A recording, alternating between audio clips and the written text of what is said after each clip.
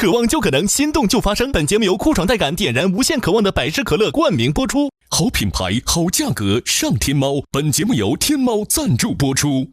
美味曲奇趣多多，巧克力味豆多多。感谢我们的职场搭子趣多多赞助播出。华为全新旗舰平板电脑 MatePad Pro 5G 强光炫光，轻松大手笔。智能电混4驱，无惧雨雪湿滑。本节目由领克10EMP 指定赞助播出。本节目由专业做扫描3亿人都在用，职场必备神器扫描全能王赞助播出。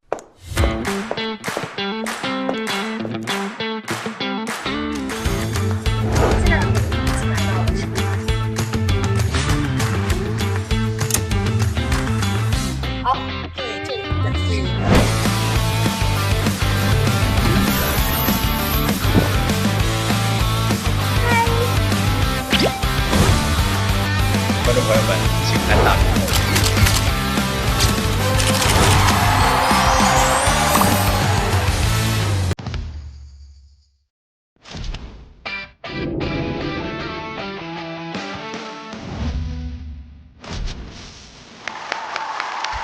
欢迎大家来到腾讯视频自制的国内首档职场观察类真人秀《令人心动的 offer》第7季。渴望就可能，心动就发生。本节目由酷爽带感点燃无限渴望的百事可乐冠名播出。购物、外卖、旅行上淘宝，万能的淘宝天天有优惠，纵享衣食住行、吃喝玩乐。美味曲奇趣多多，巧克力味豆多多。感谢我们的职场搭子趣多多赞助播出。智能电混4驱，无惧雨雪湿滑。本节目由领克10EMP 指定赞助播出。本节目由专业做扫描3亿人都在用，职场必备神器扫描全能王赞助播出。如果你对内容行业感兴趣，欢迎在腾讯校招官网 join.qq.com 投递峨眉派专项。等你来实习，令人心动的 offer 尽在腾讯校招，等你来拿。大家好，我是陈明。今天有一位新朋友到我们的身边，一起来见证实习生们的精彩表现。他最特别哦，这是我们节目组录制到今天以来唯一一位3重身份的参与者。哦，3重身份。让我们欢迎00后老职场人即刻上场的职场探路者胡先煦。嗨，欢迎，大家好，大家好，大家好，欢迎先煦。第1重身份，加油团成员，坐在我们身边，但同时他还有第2重身份，他是王玉和侯子泰的访谈嘉宾。哦，可以说是裂屏而出，自己蕊自己，对，自己蕊自己。哦。对，因为你在里面，那是不是结果你也略知一二？我感觉。哦，我不太知道结果。哎，我提问啊，那他们代教老师有询问你的那个感受，然后你的感受在他们的评分那个标准里。他们代教老师是鲁豫老师吗？对，鲁豫老师说他俩说。完了，我觉得他怎么知道结果呢？他好像知道，你是不是在故意避开？不是，鲁豫老师没对他俩评价太多。说实话，我们见的比较仓促。我们那个活动结束之后，鲁豫老师拍着我说：“你不错。”那那他俩呢？然后鲁豫老师抱着手说：“我去跟他俩说。”然后就走了。那如果让你帮忙给出3个关键词的话，你有没有给我们一点小线索？3个关键词：轻松。轻松，愉快，然后我能感觉到这2位老师专业，哎呦，其实很专业。什么叫其实很专业？其实，因为哥，你还没说到我的第3重身份。哦，我第3重身份是我即将上线那个戏啊，即刻上场，是根据 offer 改编的。哦，是根据原来那个律师季的 offer， 没错，改编的。我们也是讲了一个计划，然后要筛选出一个那个实习律师留在红圈所，跟咱们这个一样。然后我其实那天去的时候，我都有点惊了。我说你们这水平还得选他？我说已经很厉害了，非常专业，让我完全感受不到就是说在校学生的那种感觉。我没有在他们身上感受到太多青涩的东西，反而很像是面对2个准备的非常充分，然后非常尊重嘉宾，然后又对工作有无限热情的2个年轻人，而且是2个专业的年轻访谈者的那种感觉。明白了。小胡也很专业，因为他的第3重身份，他刚才已经悄悄告诉我们了。腾讯视频即将上线，即刻上场，被称为是剧版的 offer， 小胡也在里面担任重要的角色，所以也希望屏幕前的观众继续关注。好，那在上一期呢，我们看到了2组实习生的精彩表现，其中韵玲和杨凌卫双战鳌头，分别获得了2组的第1名。今天这2组就关键了，一个是雨佳和佳宁组，一个是子泰和王玉组。如果佳宁赢，那么子泰和王玉有一位就危险；但如果佳宁败，那佳宁作为踢馆者，踢馆失败就将离开我们阿粉。是的。同样，在我们的弹幕上，各位凹粉们觉得这一局谁的胜算更大？谁会是本次考核的组内第1名？弹幕上的凹粉也可以同步的猜一下哦。才知道那是凹粉，叫凹粉，阿粉很经常看节目，经常追我们即刻上场，经常追我们 offer 凹粉。哇，我们叫脱粉，脱粉。挺好，都挺好。那接下来我们带着先旭刚才给我们的3个关键词，一起来走入到正片，看一看这2组的表现到底如何。哇，好紧张。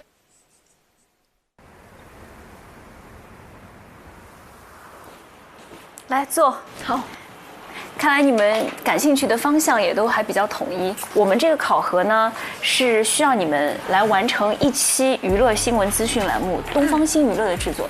哦哟，包括文娱资讯的播报，我们准备了4条文娱资讯，你们需要自己来撰写播报稿。好奇这个文娱资讯是哪4条？然后第2部分呢，我们是有一个嘉宾的现场互动的。那这次我们邀请到嘉宾是脱口秀演员孟川和赵小慧。川哥和小慧。我说老板，我想涨工资涨1000块钱。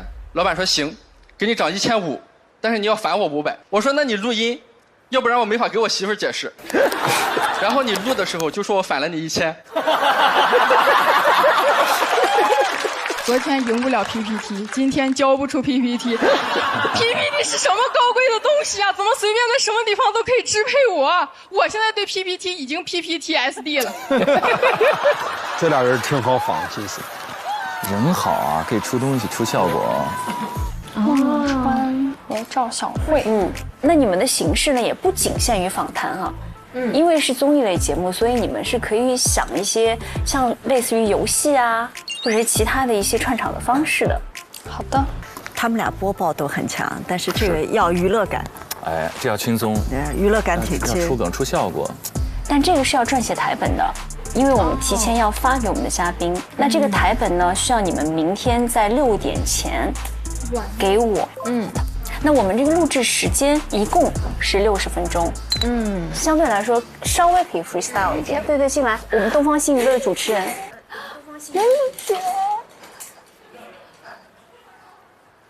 我们是在31号上午录制，那我们考核的地点呢，就是在这里，在我们4楼的演播厅。到时候冯林可能要给他们4条你们的这个新闻，让他们看完新闻片之后自己去思考和撰写串场。我知道。其实我觉得写这个片子还挺难的，就撰这个稿子。啊？因为一开始其实我刚上东方新娱乐的时候，也是给了我们几个大纲，然后让我们自己去串稿子。然后有的时候，就是我可能会天然的带入自己之前的学生思维，然后一开始我就会想往深度的写，一下子一条聊好多。然后结果当时就是导演会告诉我说少聊一点，我们要进片子了，快点切。其实是在提醒他们了。你这个还是在面试试镜的时候呢，我就直播当天30分钟的娱乐新闻被我聊掉了20分钟，然后他们准备了20分钟的片子，只播了10分钟。所以其实犯错是 OK 的，要容忍自己犯错。不要对自己有太大的压力啊。好。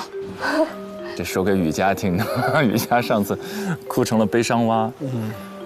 一会儿来看看冯琳带来什么样的几个片段。好的。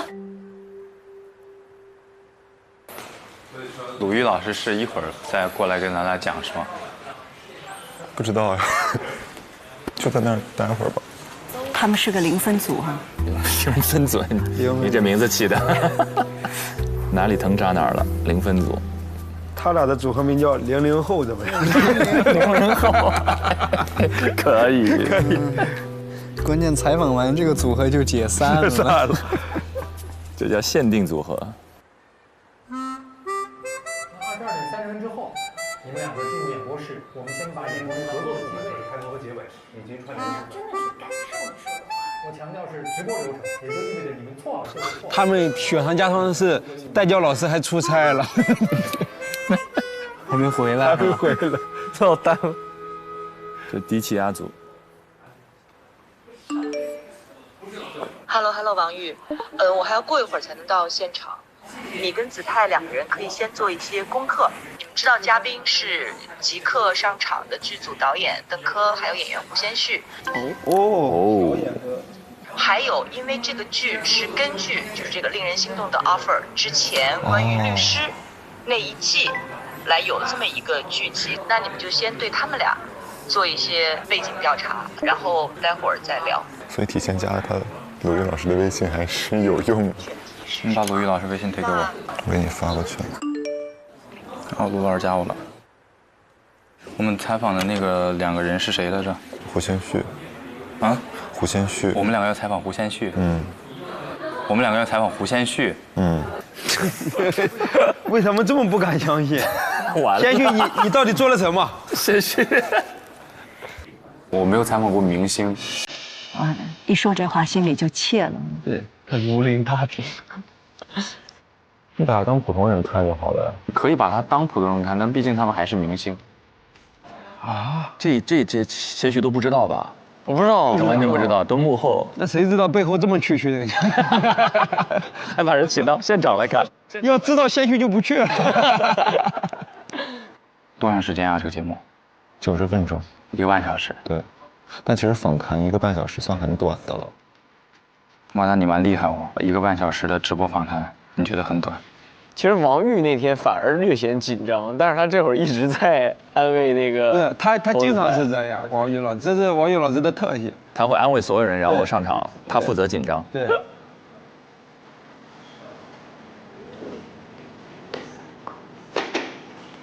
咱俩一起搞嘛，咱俩，你过来，或者我去找你。不是，主要是我都不知道搞什么，我得先看看我从哪里开始搞。好。那你需要我随时去找你吗？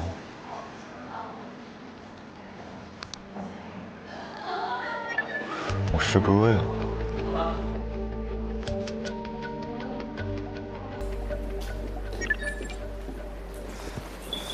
王玉，这即刻上场还没播呀？对，它应该是一个宣传。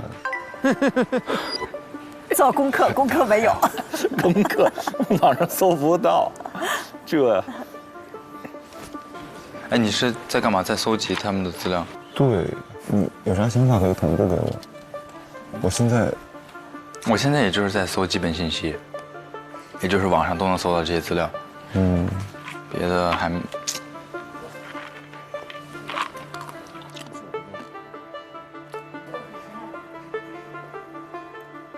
豫老师怎么还没来？好慌啊！林蛋兄弟，真是林蛋兄弟。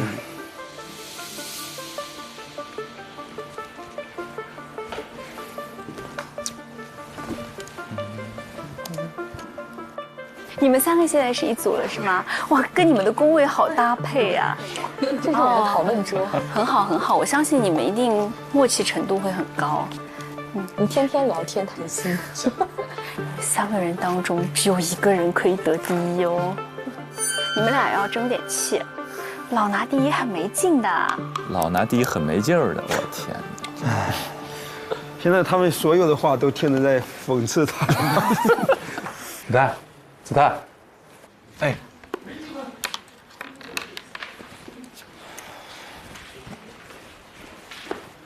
哎，老师，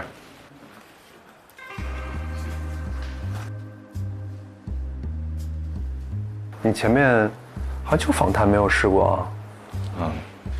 老师，我一开始其实我很纠结，我当时想选那个下一站，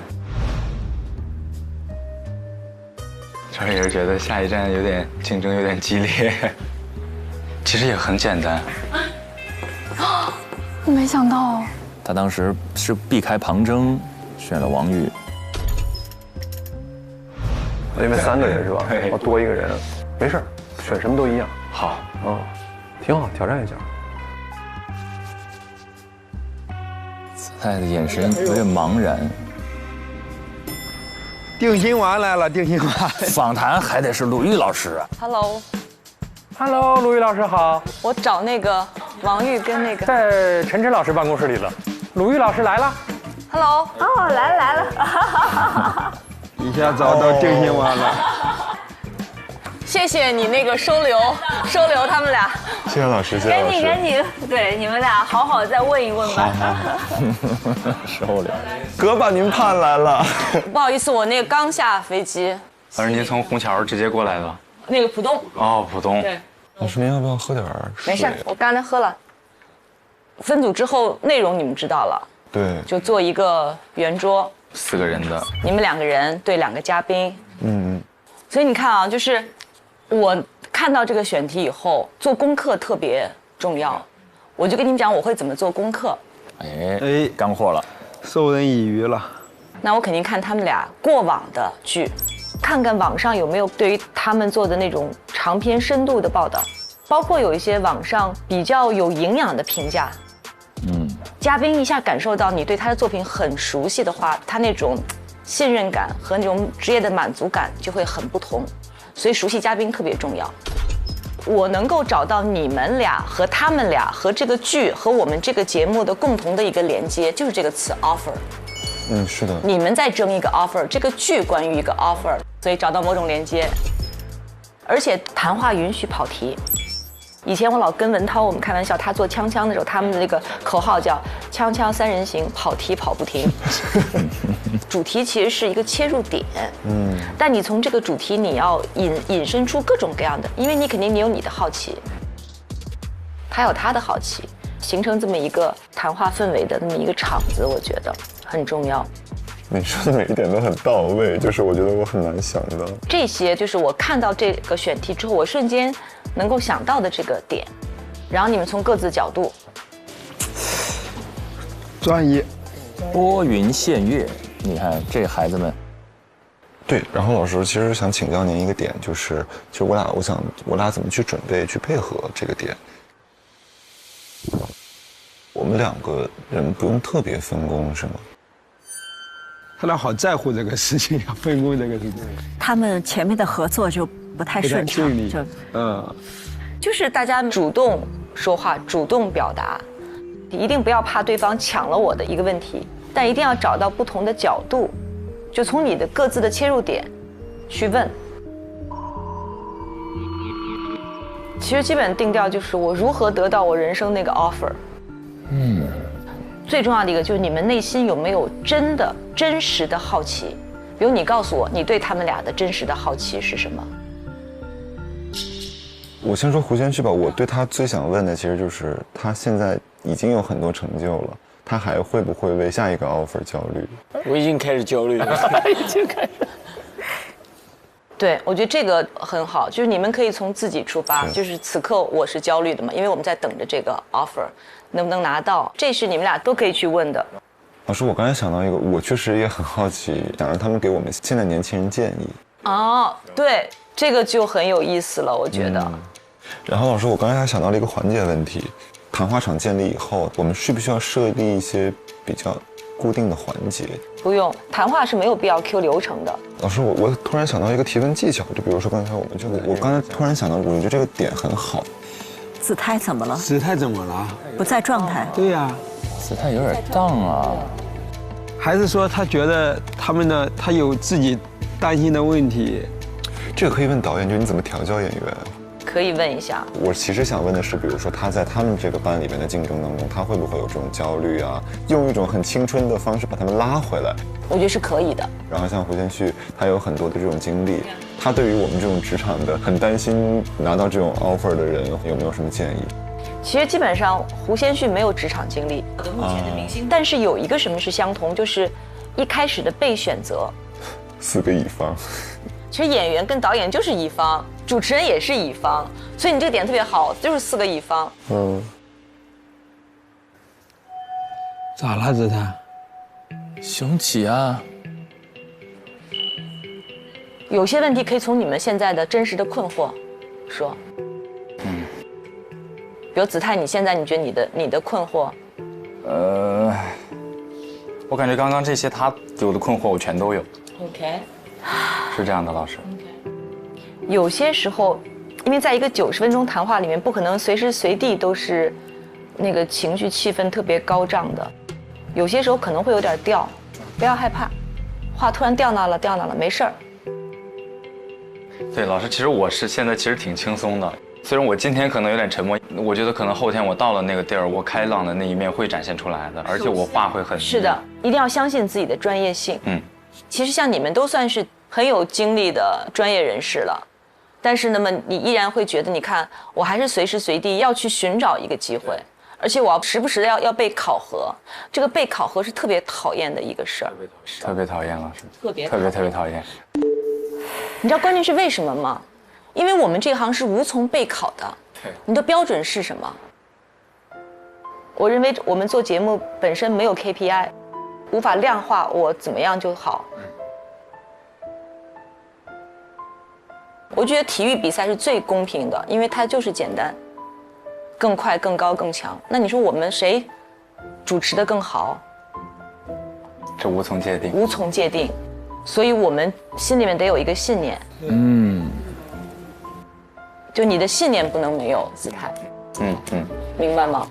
我有信念了。OK， 记得这个信念真的不能丢。而且你们的起步是非常非常好的，不要被这个考核给打颓了。不会的，老师。燃起来吧。哎呀，鲁豫老师还是很温暖，很温暖，觉察到了。对，子泰明显状态有些奇怪。佳宁，加一下我微信，我把那个视频发给你。好嘞。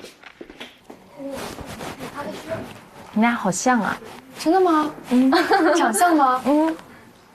和美女像是我的荣幸。都是大高个、瘦长的，然后你多少斤啊？85吧，86。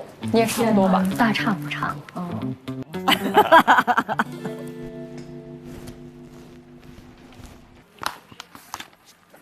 哎，你逛这儿了吗？我带你逛一圈。好，走。也好元气满满、阳光的那种。这边是我们的大会议室，你已经去过了。它就是我们平常开大会和老师讲一些内容的时候，然后对，然后这里是茶水间和休息间。我们每个课题结束，可能大家会在这里聊聊天、复盘什么的。然后这个是饮料柜，都可以随便喝。你喝水吗？给你接杯水。没事，我刚才已经对，就这是刚才子泰已经教过我了。好的，这是水，然后这是咖啡，这是冰块、制冰机，你随时可以用。这里是微波炉，还有微波炉，这太好了。微波炉，这里会有几个房间，有剪辑室、化妆间和录音室。哇，这个地方应该会有，这个地方会有。他们柜子里面摸出吃的了。哇，对，你可以随时，里面就跟学校里的设备应该挺像的，对吧？然后这边是臧希老师的办公室，白旭旭老师办公室，陈晨老师办公室和鲁豫老师的办公室。你等会儿，等明天可以跟鲁豫老师打个招呼。好的。嗨，臧老师。嘿。我带他认地儿。认地儿。逛一下。对，大概就是这么一个布局。雨佳真的是天生热情。对呀。虽然这也是对手。但是按捺不住心里就是跟人交朋友的本性。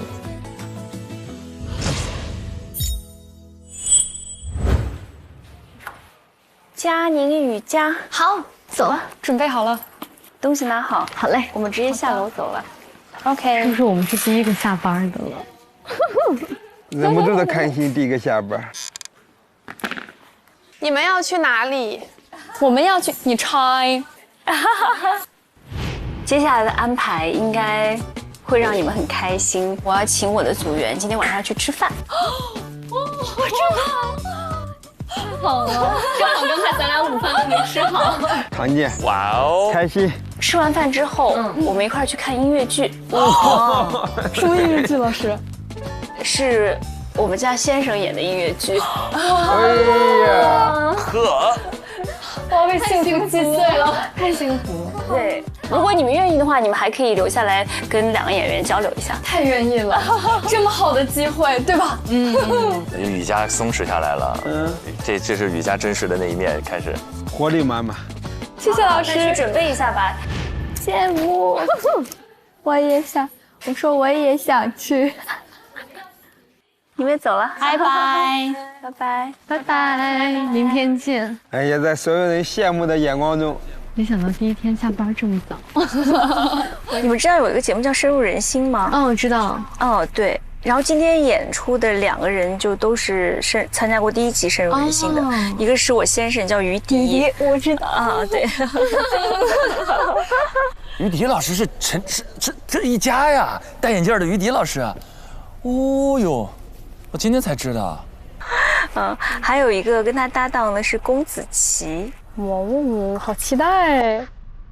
所以现在要换一种心情了。对，我们度假的心情。Yes。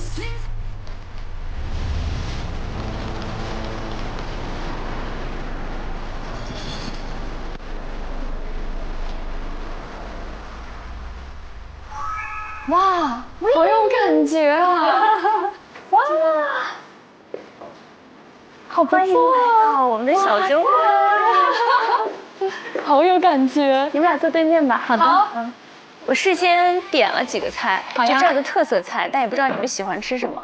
我们可以先上，先看看，什么都能吃。对，不挑，都吃。我也是，你不挑食。然后咱俩怎么都，你们俩真是就坐在我对面，我都觉得你们俩真的身形、身高、长相都好像啊。对，连名字都是带家，对，家组合，完全把我整糊涂。真的是容有个家字。你要不要把这个牌子摘下来？忘记了，还在工作状态中。忘记了，班味儿太重了，待着。那你们先吃吧，要不？好。这吃的啥？无花果。无花果。这一到咱吃饭的这个场景，你就坐起来了。所有人都听着都是吃的啥？你家里面就你一个吗？没有，我还有个弟弟。你也有弟弟，我也有弟弟。你弟跟你差几岁？8岁。我10岁。哦，有弟弟可爽了。哎，那说明咱俩弟弟是同岁，属龙。对，12年的对不？12年。我天哪！天哪！他俩真，哇哦，好，又有一个共同点了。是，这不压根儿就是一家吧？这拆开来上的节目是吧？来干杯！干杯！欢迎佳宁，然后祝福你们俩今天都很好的完成了任务。好的。说说做姐姐的感受。我弟弟是一个跟我性格非常不同的人。他是个非常慢的人，不要强的人。他最喜欢干的事情是木工，但我妈妈有时候会焦虑说他成绩不好。因为他可能觉得我成绩很好，他就想让我弟弟也成为一个成绩很好的人。但是我跟妈妈说，我说成绩好其实并没有给我带来太多的幸福。我觉得兴趣和爱好，如果他拥有是最重要的。我有一段时间，别人问我喜欢干什么，我回答不上来。我觉得我好像没有什么喜欢的，我只知道我该做什么。我没有任何喜欢的东西，我脑子里全都是绩点，数字，成绩。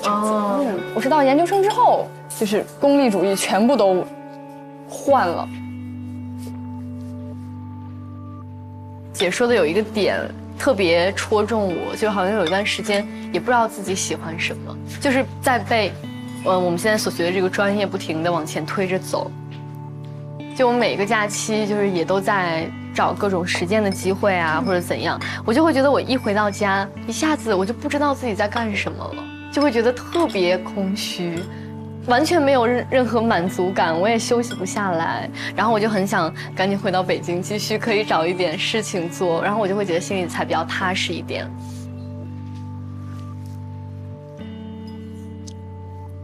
我也蛮理解的，就有时候我其实到了30多岁，还有那种就是一到休息的时候，心里就觉得发慌。你可能仅仅是需要那种被需要的感觉，就是那个感觉，你就觉得说啊，让我很有积雪，让我很有前进的动力，哪怕这个前进的方向我也不要去想是往哪儿前进，就是我被需要。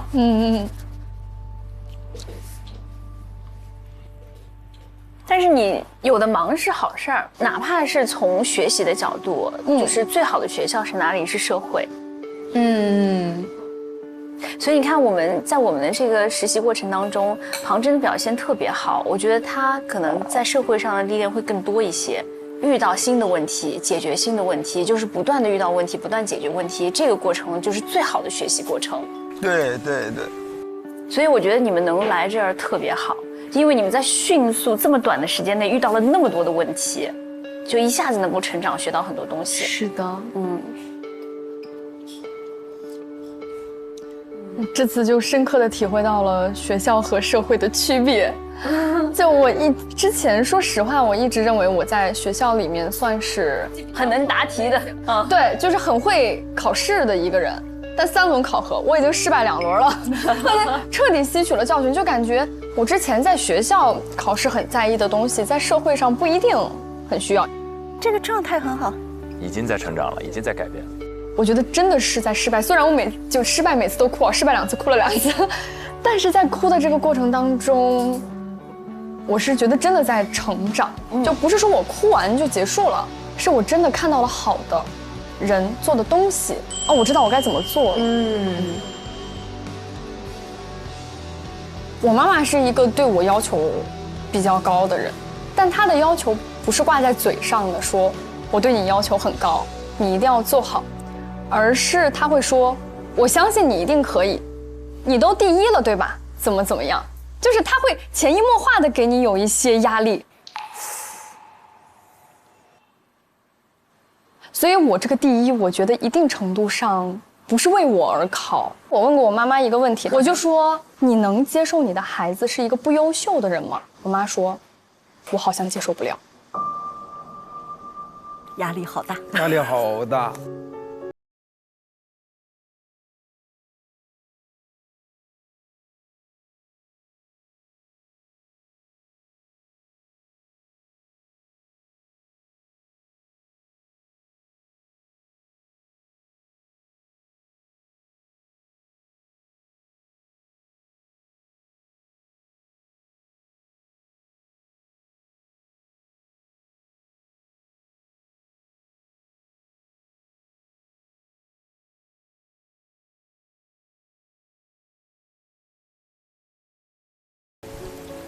活得多辛苦啊！老师，其实我挺想问一个问题的，你有了孩子之后和有孩子之前心境会有一个很大的变化吗？会，就是人生更开阔了。女人可能你们还没有到这个年龄焦虑的程度，就是你到了20多岁、30岁，你真的会有那种年龄焦虑。然后我到了40岁之后，突然年龄焦虑就没有了。我觉得是真正达到了某一种程度。有了孩子，然后自己越来越清晰的知道自己要什么，同时也完全能够接受自己的缺点和不完美，就那个时候。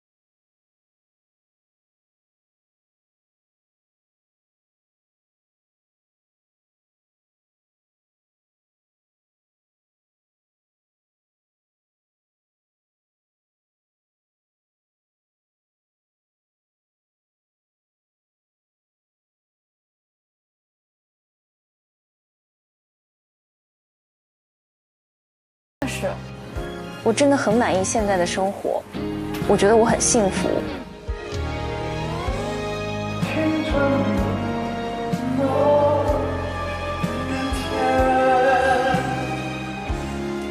嚯，爱的凝视，我天！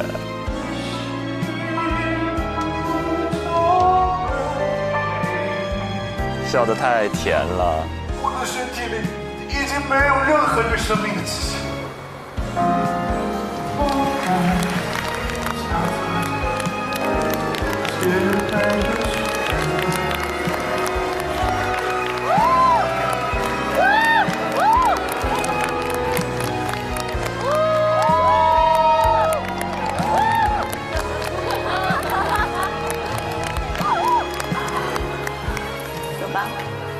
我准备跟他下班了，你们要去？要跟他们？你们要跟我一起去下班吗？可是那个票根可以，我想找于老师签个名儿。哎呀，满血复活呀，这孩子！满血复活，他调整能力非常强。他私下里你好像一直是那种阳光的，他在镜头前也应该把这一面展现出来，这就是他本我。我们给音乐老师买了一束花。哦，是吗？对，好用心。每一次看音乐剧都会给自己的朋友到台上献花嘛，这没有台上的机会，我们就台下献一下。我帮你转送。还是你应该说你自己送给他比较好。哦，哎呦我的妈呀 ！Hello， 于老师好，给你介绍我的2个学生，我们的实习生。我终于也有学生了。哦，真的。演出成功。谢谢。这是佳宁佳宁来，先进来，来。子琪呢？子琪在这儿。子琪，王子琪在那儿。今天全都是穿屏而过。子琪啊，子琪，你今天唱得很好，祝贺！难怪是100场啊，又变年轻了。真的，真的，真心的。那我怎么觉得你越来越稳重了呢？是吗？对，我长大了，你变年轻了。哦，谢谢。就我觉得你今天唱得很好。谢谢。祝贺！好，拜，祝贺，真的好。谢谢。你今天累不累？我还行。是吗？我真的很怕你累。要不坐会儿？来都来了，坐会儿喝点水。来。哎，那小二来点水。小二。他们都很渴了。对，来，喝点水。来。三位主持人来，3位主持人喝点水。来。太荣幸了。来，陈老师辛苦了，陈老师这几天辛苦了，陈老师。你辛苦了。哎，陈老师，我来。不，你辛苦了。来。不，你辛苦了。你快喝，你快喝。干嘛？我自己拿盖子不行啊？谢。对，这2天你辛苦了，因为我天天要上班。是呀。我坐这儿，你们俩。刚才没睡着哈。你坐这儿，他们怎么坐啊？你坐那儿。我告诉你，家庭话语权一目了然。一目了然，哎，我太熟悉了，太熟悉了，这太亲切了，这一幕。也是被支配的啊，那家伙，杠杠的。好，我坐这儿，好，你们俩坐里头。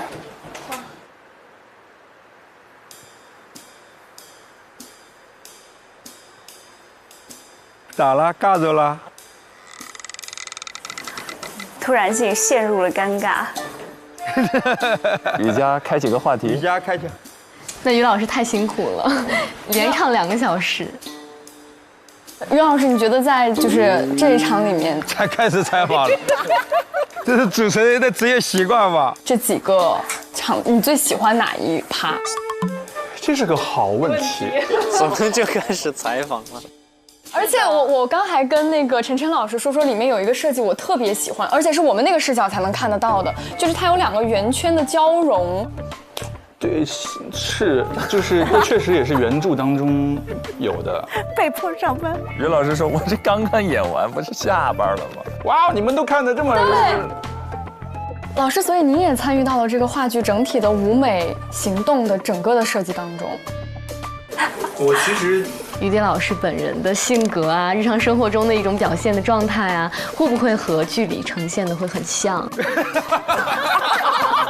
这个太熟悉了这个问题，哎，但是他俩的配合很好哎，化学反应出来了。于迪老师甚至有点紧张，那表达力好强啊！我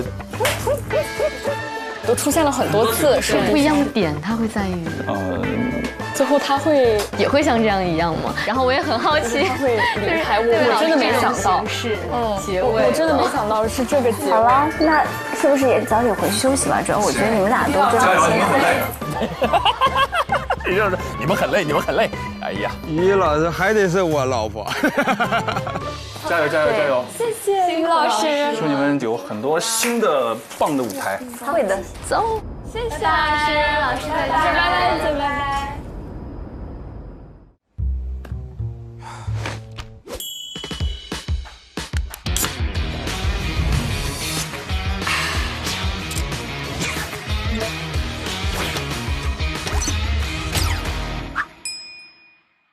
一起才叫拼。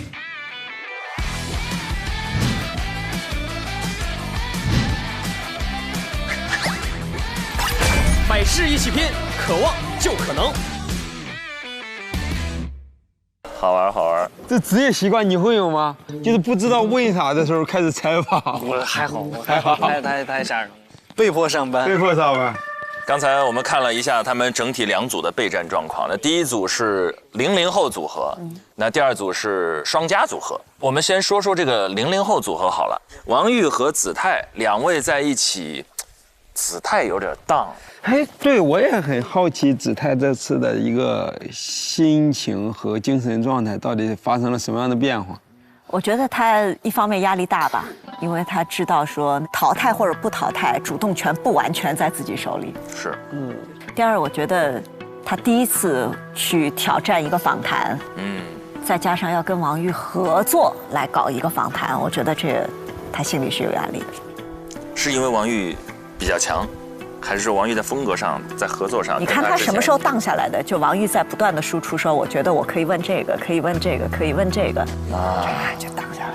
我们需不需要设立一些比较固定的环节？他在他们这个班里边的竞争当中，他对于我们这种职场的有没有什么建议？老师，我突然想到一个提问技巧，就比如说刚才我们而且他之前做功课的时候，好像也是屡受挫。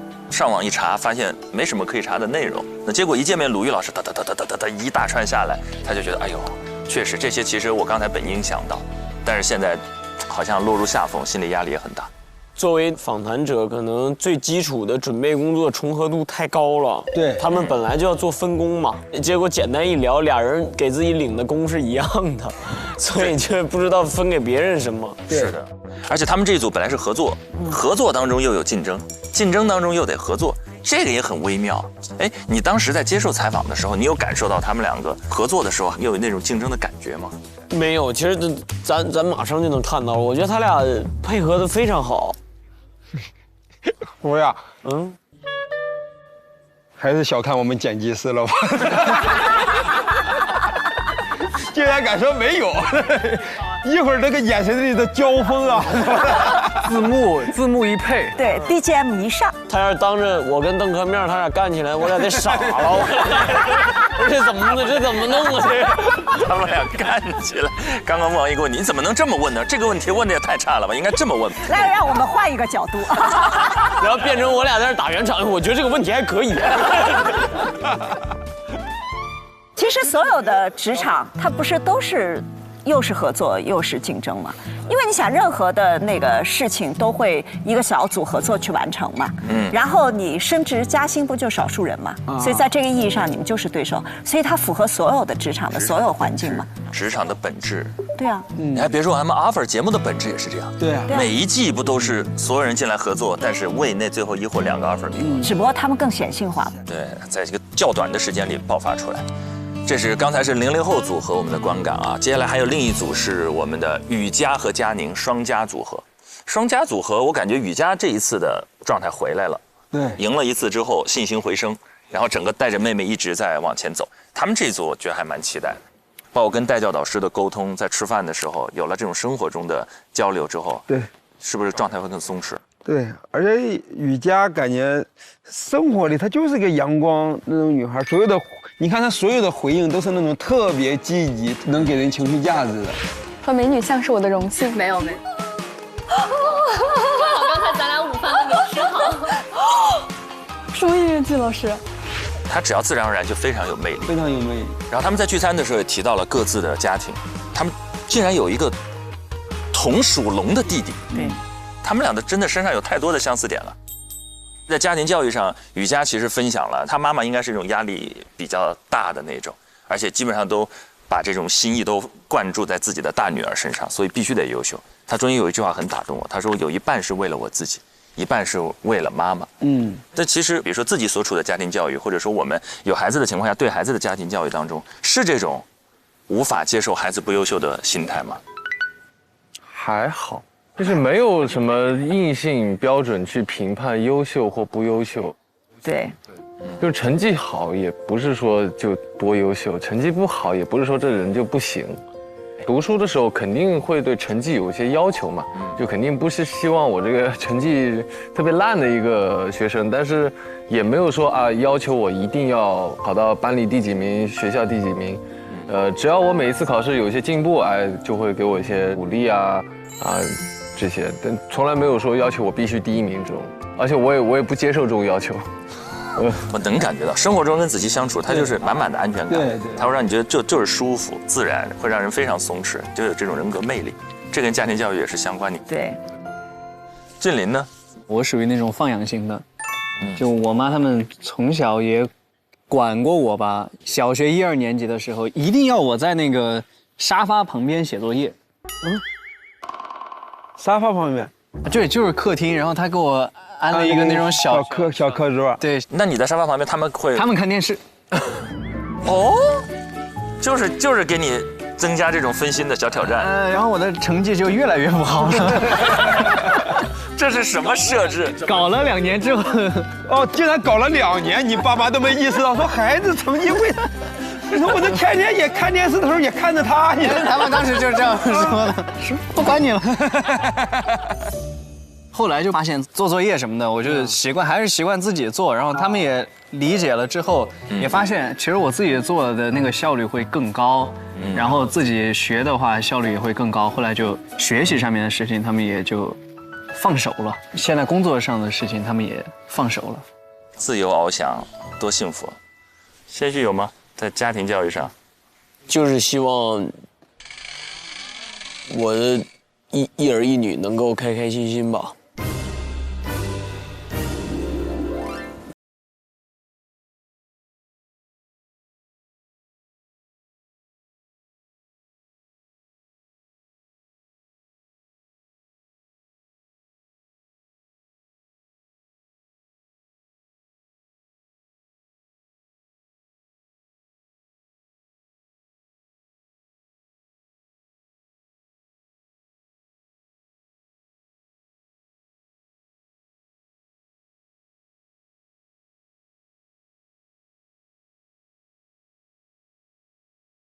是，我觉得是这样。他们是嘴上说，就你可以不优秀啊，可以不快，但是还是会对我有一些期许。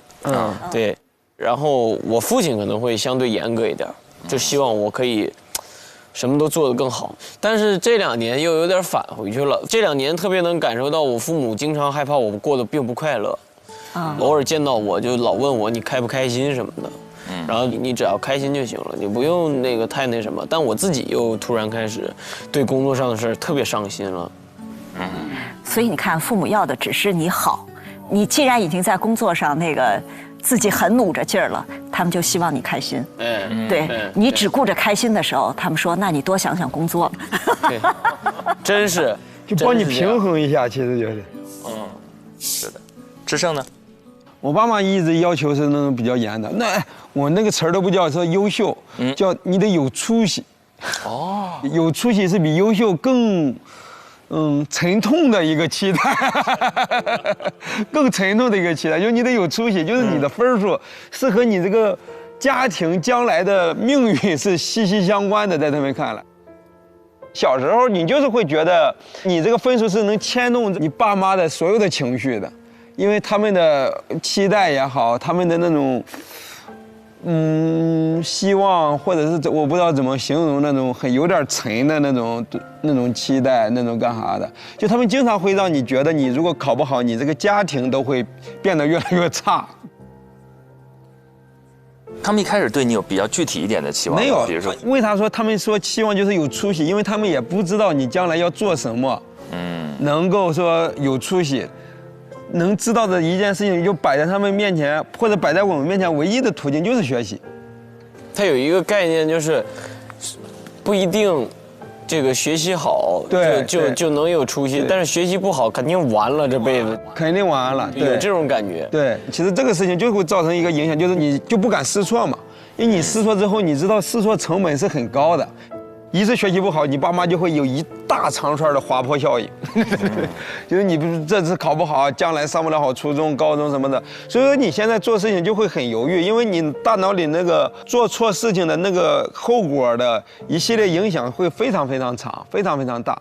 但是我觉得这些东西都是可改变的，就当你意识到这些东西之后，慢慢的，父母的教育理念在你身上留下的那个印记会越来越小的。对我也能感觉到，在大学过程中吧，包括大学之后的这段时间，我就在重塑自己的一些价值观了。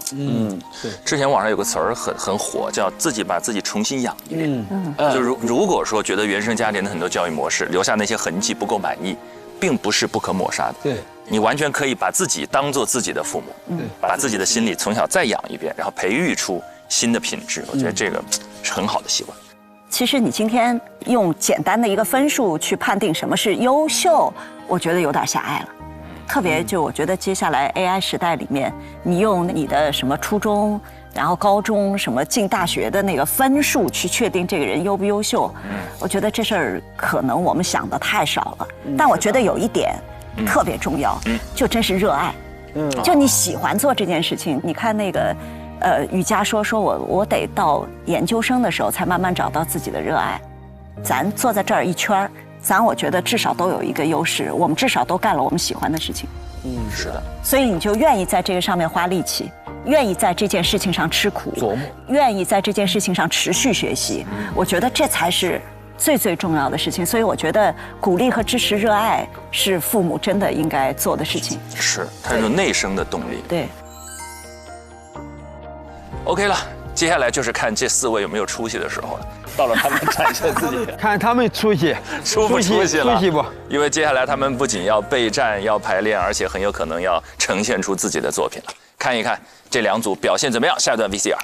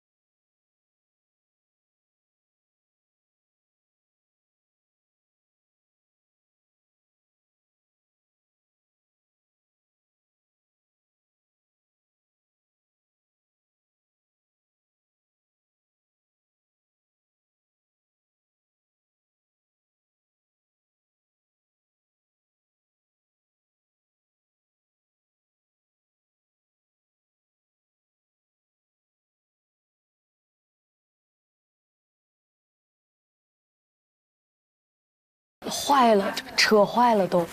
天哪！你的领带是塞进去是一个设计吗？对。为什么不拿出来？这是你的小巧思啊！这真的是个设计啊！你俩今天都很有一个点睛之笔，2个领带。啊！最后是这个形象来采访你的？我有点忘了，姐。哦，你当时不想把他那个领带给他掏出来吗？我觉得非常酷。我跟你说，我在即刻上场的时候，江晨也是一直都是我现在这样的装扮，我经常把领带塞进去演一场戏，然后就很酷。你这人没法回答了。你说我就酷，我有点落入下风了。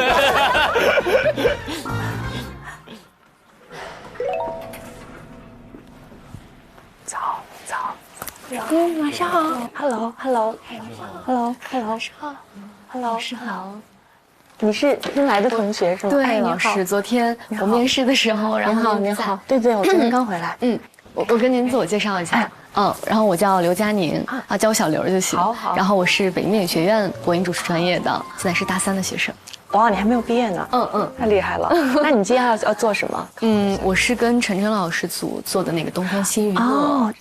压力好大。没关系，没关系。好，你准备。终于见到你了，谢谢。你们准备怎么样？我们瑜伽有一种吃瓜群众的感觉在那。有啥要跟我聊的吗？还是你要自己准备？我都可以，我这边随时你们要。我俩对一下再跟你。行，随时。好嘞，老师。哎呀，令人操心的2人组啊！姐，咱们现在要去吗？行，走。要不咱们去那儿？你想好你是什么的，就给个风格定位。大家好，我是温馨的依依，我是暖心的冯玲，这里是全新的东方新娱乐。你要叫啥？我是活力满满的瑜伽。好，那我也想一个4字词。有没有什么样的暖暖？想个什么？奇迹暖暖。我是奇迹暖暖的佳宁。什么暖暖？心意暖暖，温柔暖暖，爱意暖暖，春风暖暖，笑容暖暖，关怀暖暖，氛围暖暖。你这是活力满满，你真的。笑容暖暖怎么样？笑容暖暖，可以。笑容暖暖。不是满满，是暖暖啊！我写错了。你咋这么可爱？受不了了。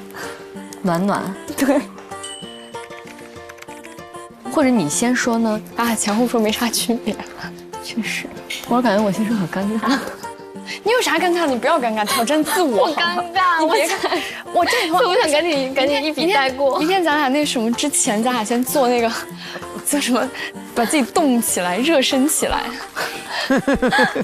我们要不去沙发区？好，不用在这硬硬的坐着。哎呀，可以躺着，爽肢。哎呀，躺着确实爽，舒服，又没扛着，好爽。北京菜，哎，咱俩这样方便聊天。我把固定的开头发给你们俩。好的，好，谢谢姐。姐，我们是在这个楼上吗？对，那你们应该是4个组里唯一一个在熟悉的场地考核这一轮的。姐，我问一个不成器的问题，是不是我们现在也不能上去感受？谁规定了不能？我也觉得可以。谢谢姐，谢谢。老师们好，老师们好。老师，那我们把提词器怎么发？微信里面，然后传这上面来。好，我去吧。OK，你穿高跟鞋，你别动了。少一下。OK，谢谢老师。哎呀妈！你看这个黄影，哇，好漂亮啊！好可笑啊！我给你拍一下。啊，好美，好好笑，好美。没了，我都不知道这手机还能拍出这么美的照片。哎呀天哪，你好会拍呀！你看这个。哦，可以。OK， 那我们大概把词儿顺一点。来吧。不好意思，我先帮你看，来，我先帮你看。大家好，来吧。大家好，我是这么羞耻吧？这句话，笑容暖暖的家庭。你是笑容暖暖的距离，你是活力满满。来，你说一遍。大家好，我是笑容暖暖的佳宁。是有点羞耻。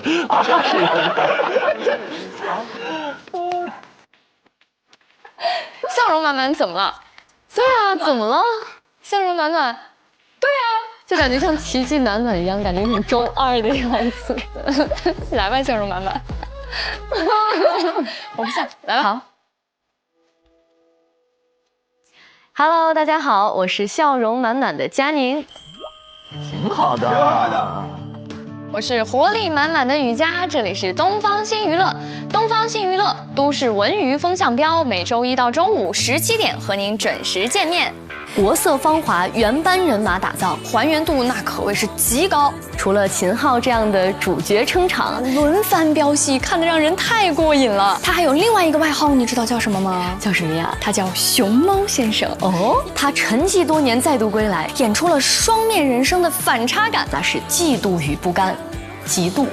极度与不甘，而是灵魂穿透镜头。这句话有问题，我要改一下。山东段子王孟川，职场清醒人赵小慧，欢迎二位，欢迎。好，那然后前面反正还得要改，真读起来还真觉得有问题。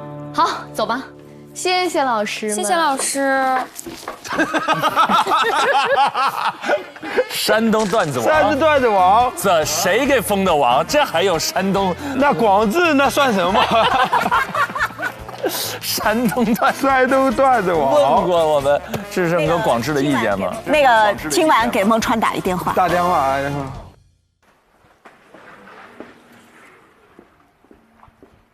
王玉，哎，子泰，哎，咱们走了。哎，走，老师。那明天下午差不多2点，我们要从这儿出发去一个地方。就老在这个办公室里面工作，人有点压抑，我们换一个地方。晕晕的。已经有班味儿了，这2天待的我。没有在办公室长期待那么长时间。走吧，走，拜拜。那我们走了啊，拜拜，安全。好。对。感觉离开东市有一股班味儿在慢慢的离我们远去。是的，就是感觉好像好久没有出来过了，感觉。赶紧把它破一破。哦，看看鲁豫老师带他们去哪？团建啊！他们这组是真的需要团建，他们需要好好。来，换个地儿再干活。哇哦！啊，他们来的是书店，叫班味去除地。先逛逛。可以啊，老师。哦，这个作者我跟他聊过。哦，东京8平米这本书我也看过。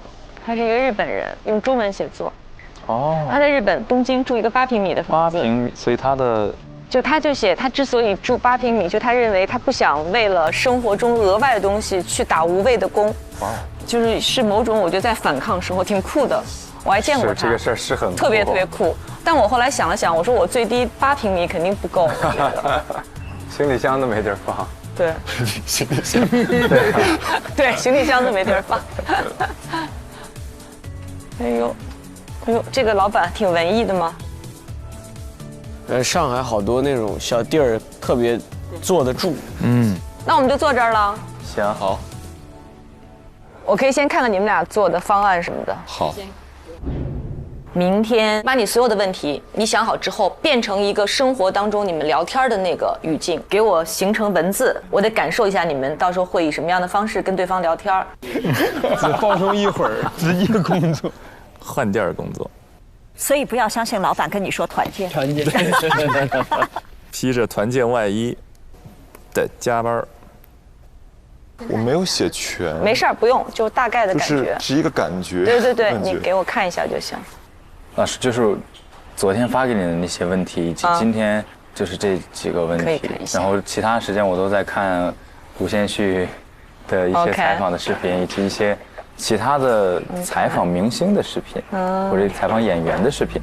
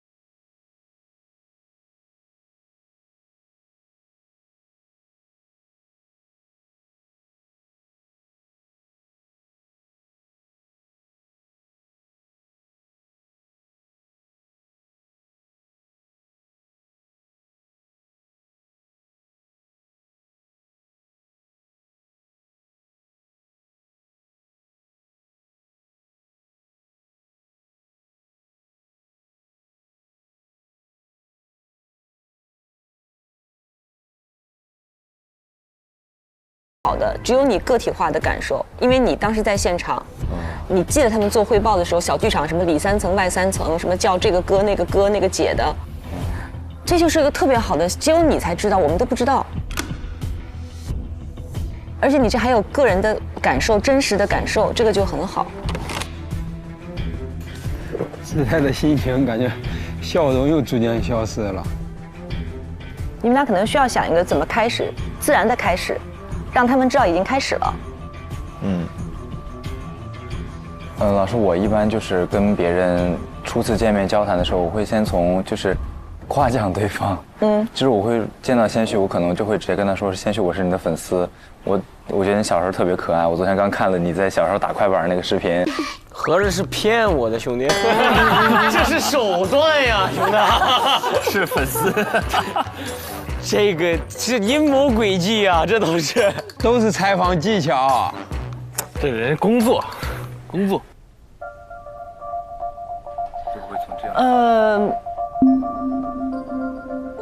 推己及人。如果是我，有人当着我面夸我是爱人，我会特别尴尬。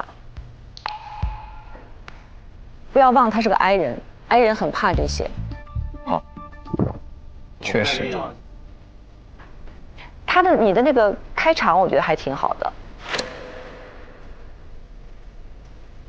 就跟当下跟这当下融在一起，是一个好的切入。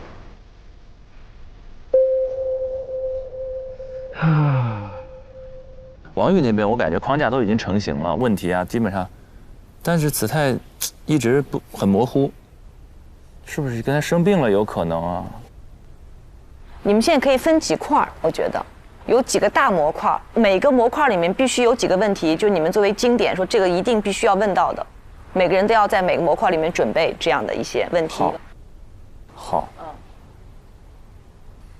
包括我们其实可以提出一些我们自己的想法，让他知道我们在想什么。其实对，不是所有的问题都需要一个问号，尤其这是一个聊天的一个场域，只要能够有他的一个抓手就可以。他听到你讲的话，他有一个想表达的欲望，他可以顺着这个讲，他就是可以的。OK。哦，然后老师，我是觉得这两个问题有点尖锐啊，但是我想就是跟您。你觉得哪个是比较尖锐的？一个是这个，一个是这个。其实我觉得还可以，这两个问题是可以问的。就是你想让他反映出当代年轻人真的那个样子嘛？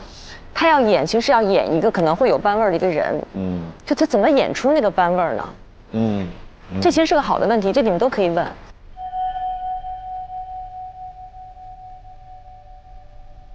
邓科可以讲。我觉得这个他们俩都可以讲，邓科可以帮他。对。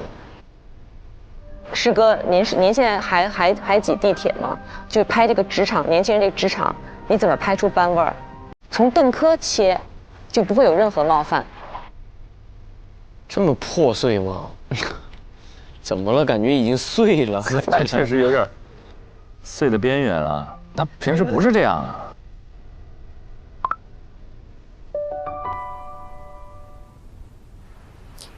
你们这次考核是挺难的，你们俩还得互相合作，然后要跟2个人聊90分钟，这难度非常大的，所以做好了是你们俩特别牛。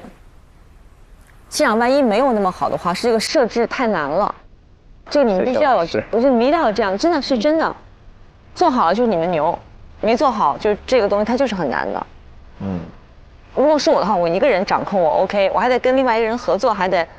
我不知道我能不能做好，这都没把握的，这点要想好。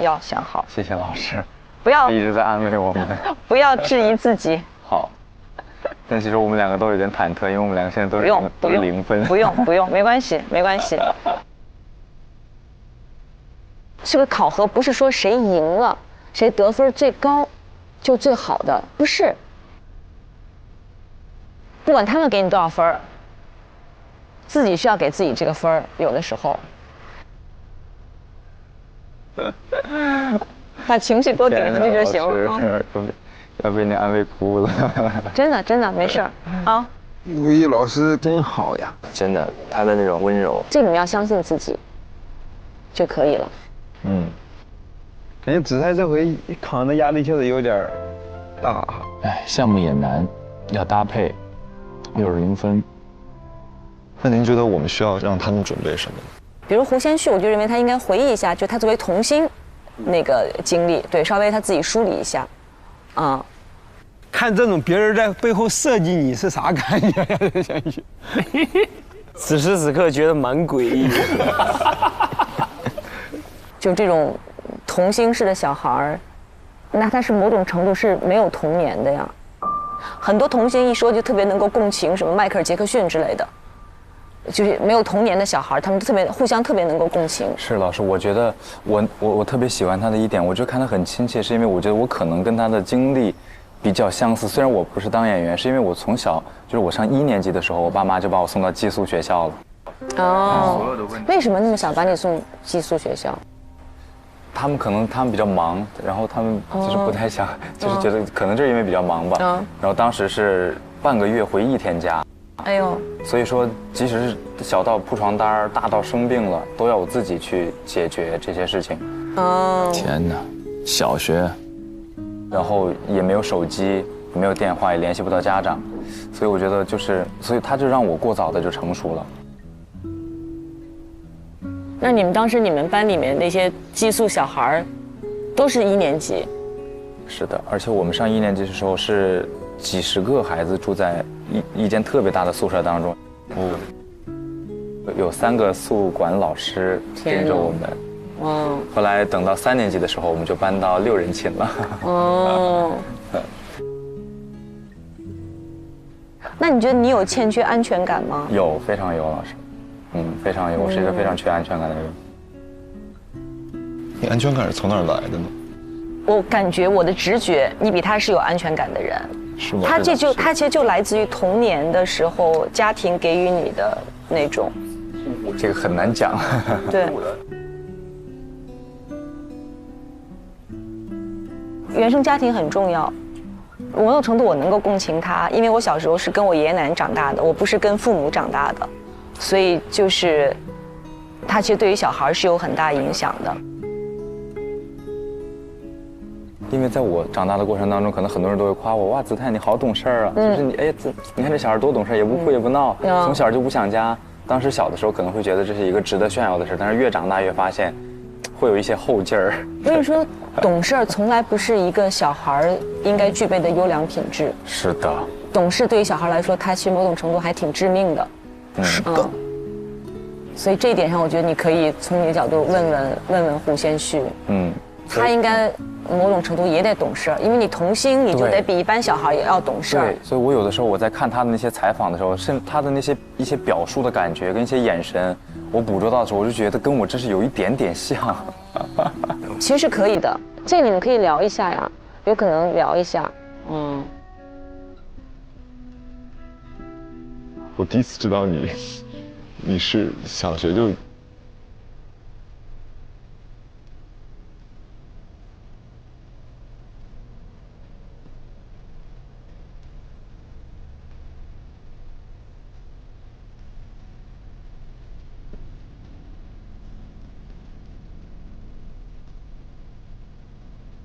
行，晚上你们就不用熬太晚了。那行，那我们就撤。好呀，我们走吧。这也太荡了。这样。你觉得还有啥问题吗？我目前是想不到什么的。但是我也是今天才知道，你心里的那种柔软和你的处理方式，就你对于这种你的压力的处理方式。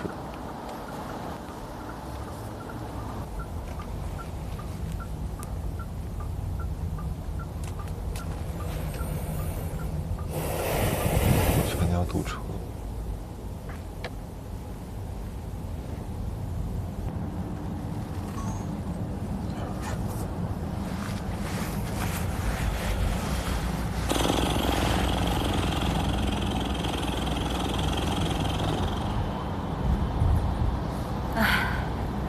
子泰这一期好大。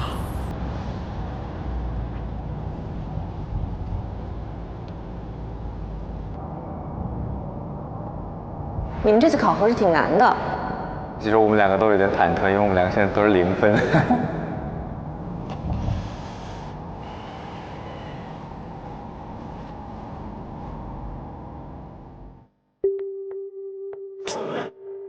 说的好是松弛，说的不好就是实在真的没有求生欲。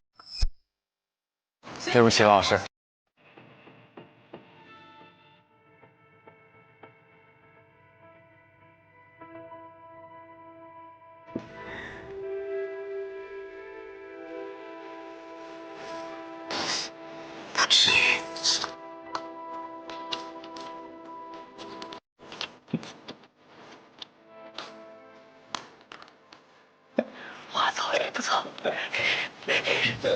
这活着太早了。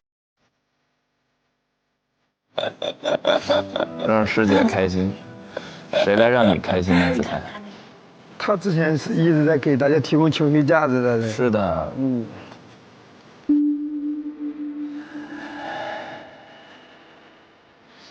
我感觉还挺难的。你是那种行的，真的，得优秀，大家能看得到。真的。一个0分的，另外一个0分，我觉得你行。哎，你看他那个懂事的那个特质，其实在各种点滴上全都能有延续。真的。你看他都无所谓，你怕什么？你怎么知道他无所谓？他肯定是有所谓的，我也知道，肯定都有所谓。既然来了参加实习的，肯定都有所谓。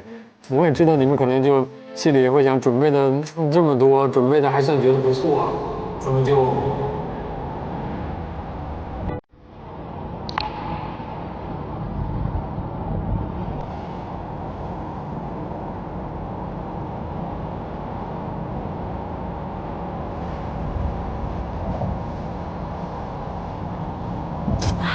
是时候大哭一场了。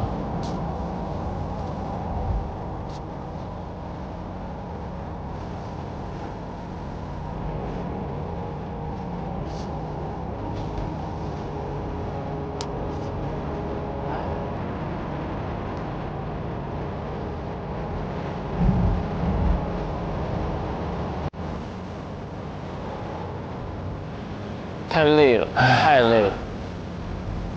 太累了，这精神压力和身体压力都到一个极限了，我觉得。天哪！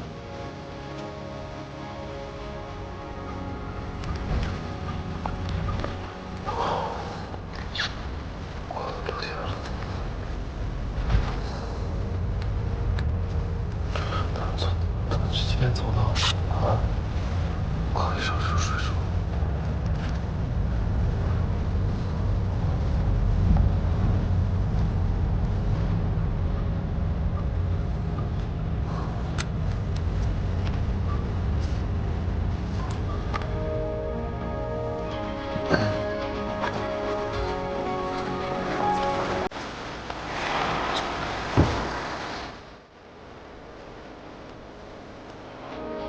我要去揪大会。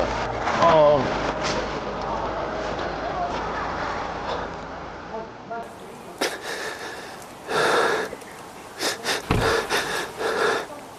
他下车才把声音放出来，不愿意展露这个脆弱，真的。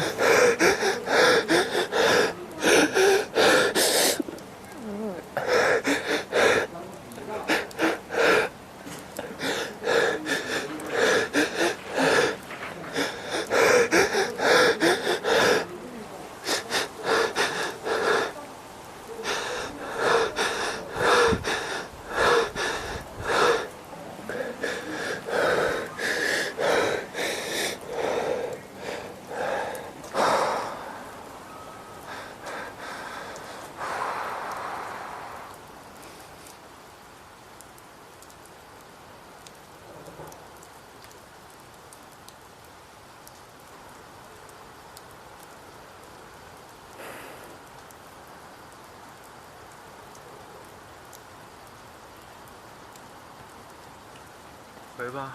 干嘛呀？待会儿。我不知道，不是我很懵，因为我很害怕，我很害怕明天搞砸，我也很害怕，我根本一点都不自信，我都是装的，根本。我面试的时候那个自信全是装的，我根本一点不自信。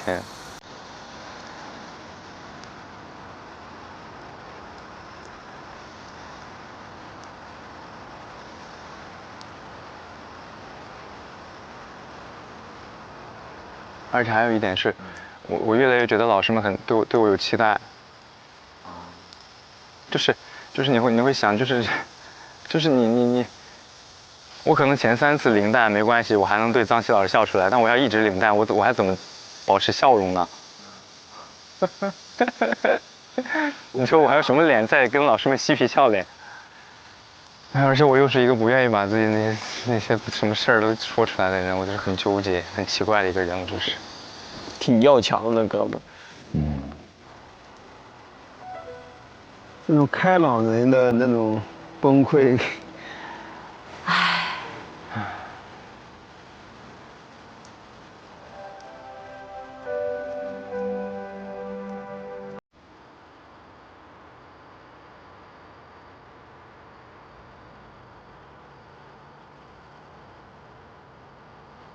因为他们这个环境太极端了。是的，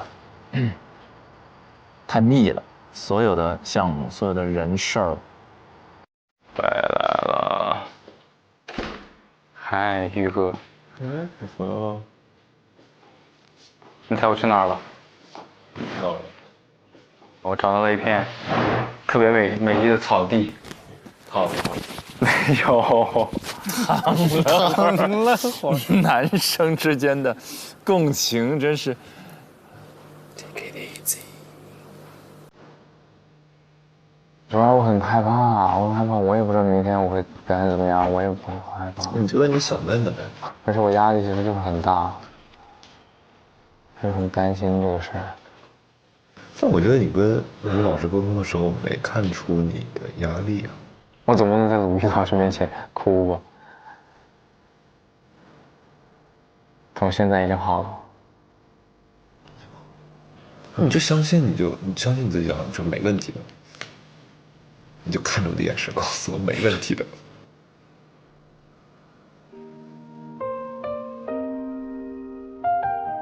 你在干嘛？你在背词吗？还是在准备问题？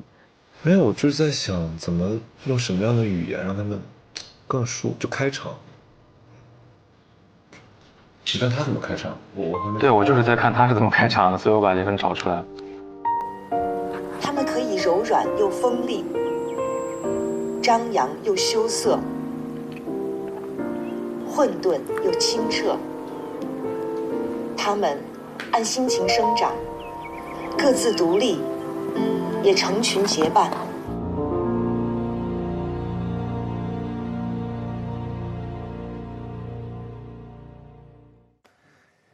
哎呀，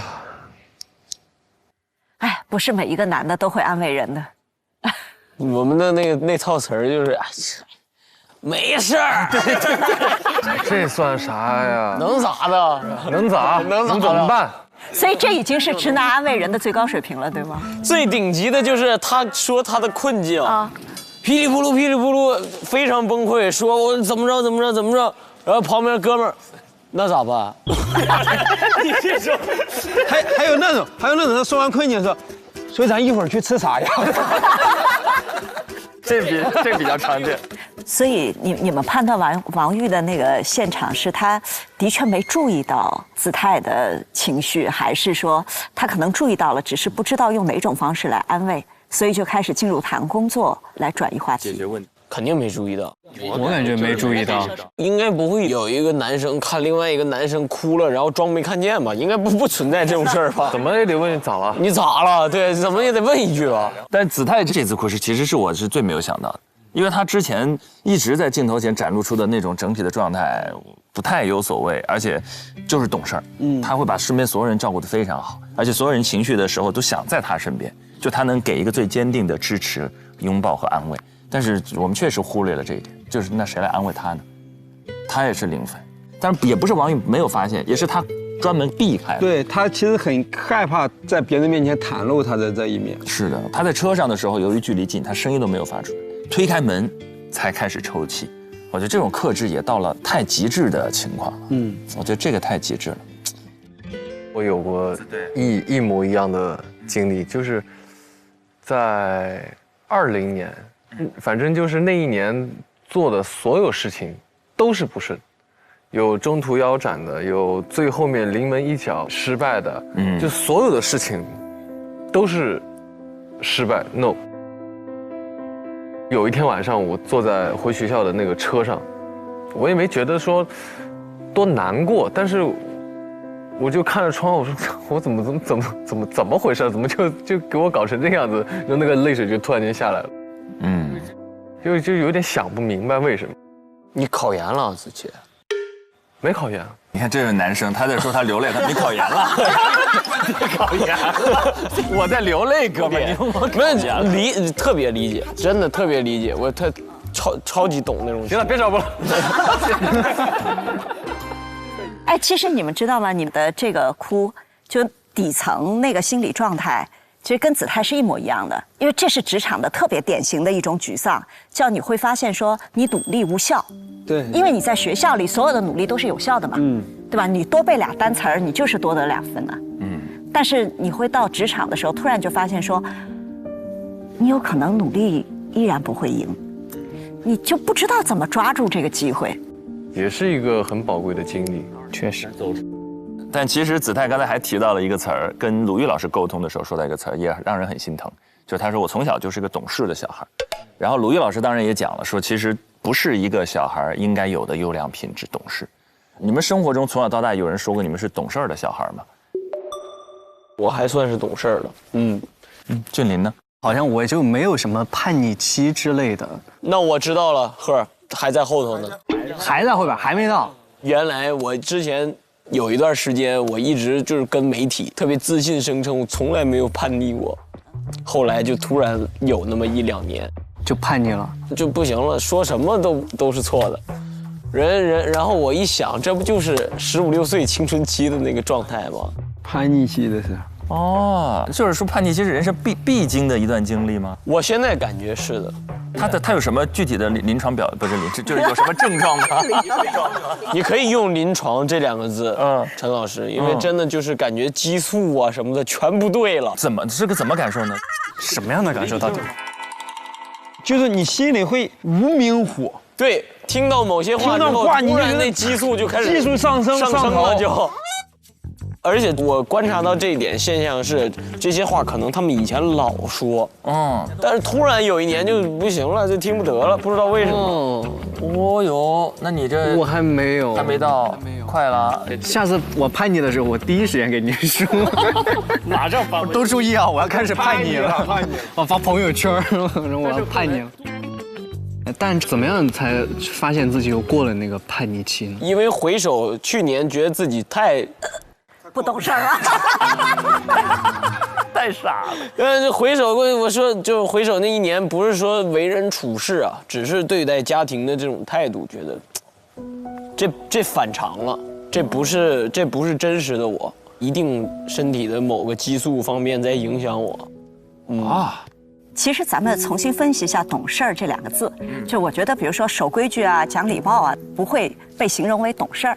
懂事儿就是你让渡自己的一些需求，让渡自己的一些权利，方便别人跟你相处。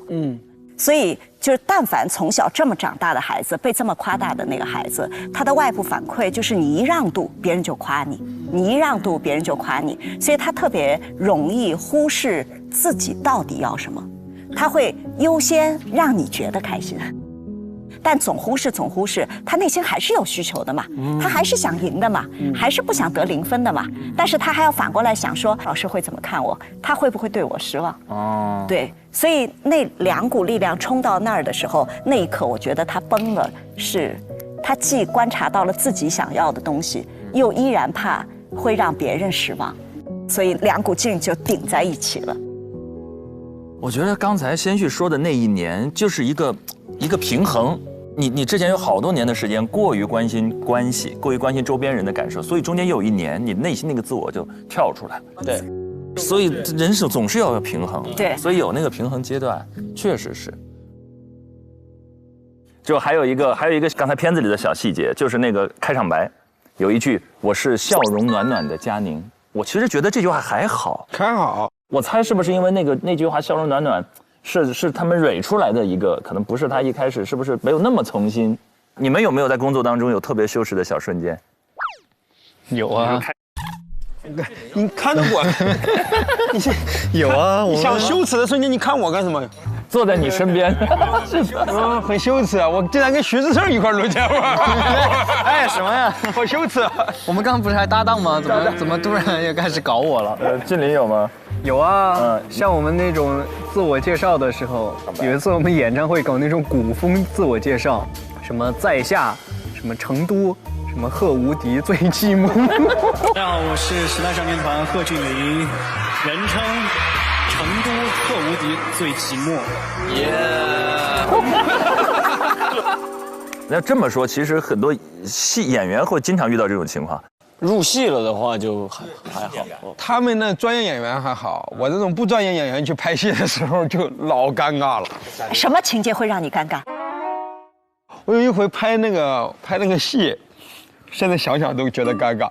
他拍我们一个情感一个变化的一个戏，就我跟女主的感情升温的一个戏，就她被人劫持，然后我去救她。我救她的过程中很老套的那种英雄救美，把她救下来，然后在空中转一圈，然后我俩的眼神开始有火花，开始有碰撞出来火花，然后女主就爱上我了。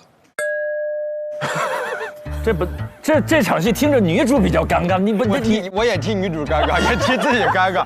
这么多年了，我没发现爱上徐志胜是一件这么简单的事情，就需要在空中转个圈儿。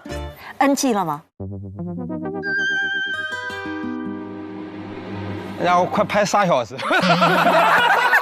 一圈都转晕车了。这倒是提醒我了啊！我在工作中其实曾经有一个很羞耻的时刻啊。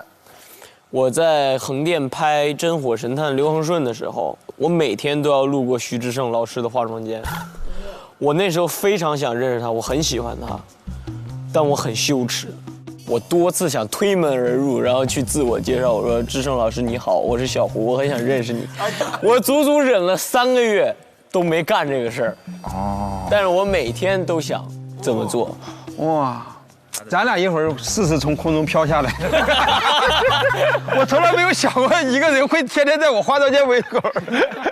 我每次都会跟我身边工作人员说，就是今天了，我觉得我今天一定能鼓起勇气推开这个门。我只3个月里我只试过1次，那天他们没出工，门在里边是反锁的，推了一下没推开，我说哦，缘分没到。那可能全组都去看那个英雄救美去了，看那转圈现场去了。终于要到他们的考核正片上线的时候了，东方新娱乐还有遇见他们表现到底如何？一起来看一看。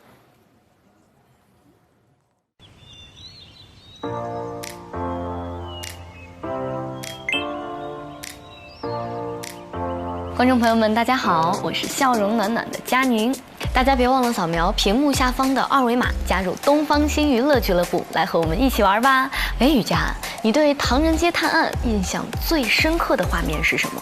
还在练习呢。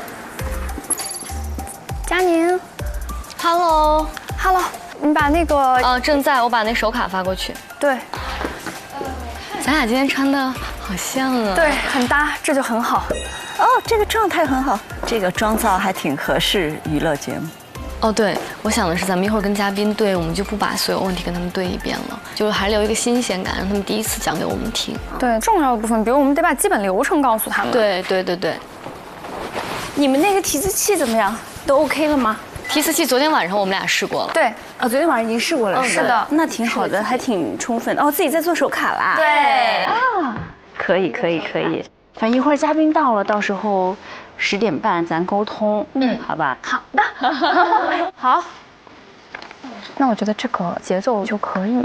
就说师姐好。Hello， 师姐。你们俩提词器稿子还没给我吧？哦，对，素，就后那一版，那你发给师姐就行。你的手卡也给我，帮你剪一下吧。这，你还在改？在这。哦，你要改那个台本给楼上。那我帮你弄一个啊。好，谢谢。感受完大唐的魅力。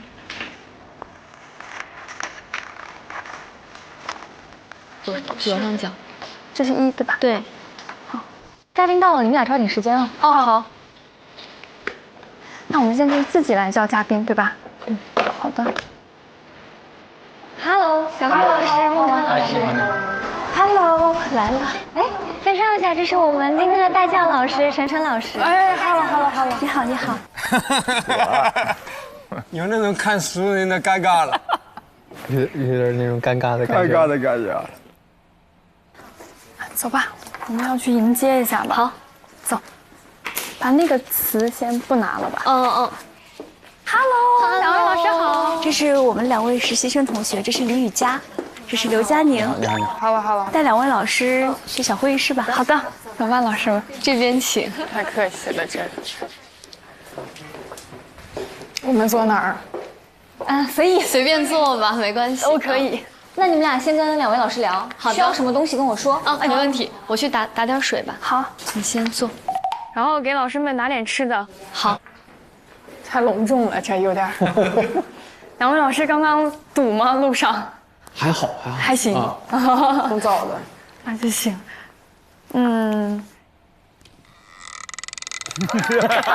他俩人怎么比人家还紧张呀？2位老师之前来过咱们东市吗？哦，来过。我没来过，但是我参与过东市的那个一些编剧工作。啊，我参与过一些幕前的工作，上班打工的。那我们策划案的话，因为给老师们准备了一些小惊喜，就不给到2位了。确定是惊喜啊？是惊喜，绝对是惊喜。然后我大概给老师们说一下我们的整体流程。就是我们的第一个部分，首先是一个我们会有个资料吗？那我让那个你把这个给老师吧，然后你自己再去拿一份。这个里面有惊喜。sorry， 那我的问题。没事，我再去打一份，可以吗？好的。我去拿一下。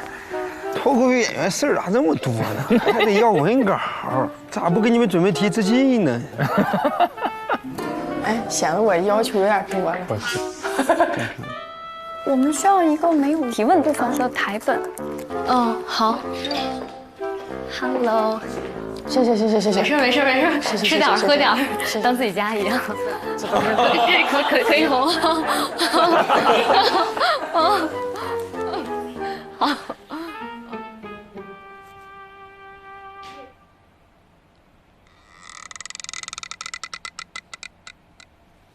嗨，没事，当自己家一样。哎呀，这脱口秀演员是。感觉比电视上看着2位老师还要好看一些，要不先还要好看一些，发个电子版给我什么？好的，小工作的信，省得大家，没事，我们也是习惯沉默的，没事。对，不尴尬。尬俩。没有，我先给2位老师简单的先介绍一下流程吧，然后一会儿雨佳会把打印下来的给2位老师看一下。好的。我们大概其实也很简单，今天就是一个东方新娱乐节目的录制。然后一开始呢是我跟雨佳，我们俩作为今天的主持人，做一些新闻资讯的一个简单的播报。要把2位老师请上来的时候，我们到时候会下来叫你们。我们会对2位，我们也不说采访了，我们就一起聊聊天儿。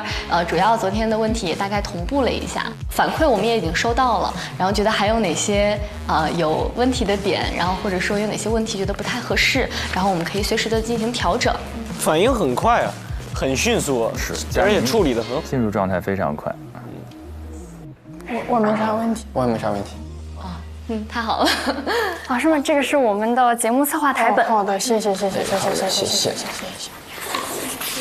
看看还有什么需要跟2位老师对一下的比较重要的部分。我有一个小建议啊，我就觉得这后面这个访谈可以加一点今年节目相关的问题吧。节目正在播，到时候你们对老师这一块其实我们是没有往台本里面去写的，因为我们是怕提前看了以后可能会没有新鲜感。对，惊喜在这儿呢，好家伙，我多嘴了。没有，那没有，您提的这个建议非常好，对，我们确实在采访的时候考虑到这点，没错。你们后边要聊那个脱口秀中的女性声音，你们今年2边节目都看了吗？对，看过了。那就还好。我们怕我们聊一些超出你们的里边，你们接不上。别这么贴心。对，就是咱们大家对齐一下。好的。我们俩出的任何问题都能当做对你们俩的考验。谢谢老师，原来是带着任务来的，还真是。那差不多，咱们就上去吧，你们俩就先上去吧。好的。一会儿见，朋友们啊。好。加油！拜拜！加油！你带他们上去吧。对，谢谢2位了。没事，多多包涵。没事，我俩也挺紧张的。你们俩挺紧张。也都经历过实习生那个阶段。再看看他们能不能让你们不紧张。我们有时候可能就是聊天开玩笑，可能怕把人家整紧张了。没事，你们就放松玩一下吧。好的，也都是年龄差不多，他们也很年轻，就 enjoy。他不年轻，圈儿哥不年轻了，确实是。圈儿哥多大？圈儿哥89的，88。哦。感觉2位老师今天也都是抱着考核的心来的。刚刚在嘉宾来之前，其实你们该做的功课稿子都应该打好的。你们刚才有点乱，那是不要想了，好好考核吧。好的。主要我们好，来吧。你们确认一下，要该带上去的东西都带上去了吗？所有的道具。我们现在整理一下。吧。走吧。好。我觉得现在不是还有5分钟吗？我们上去走一下提问的走位。我也觉得。哇，来了。放在这边吧。好。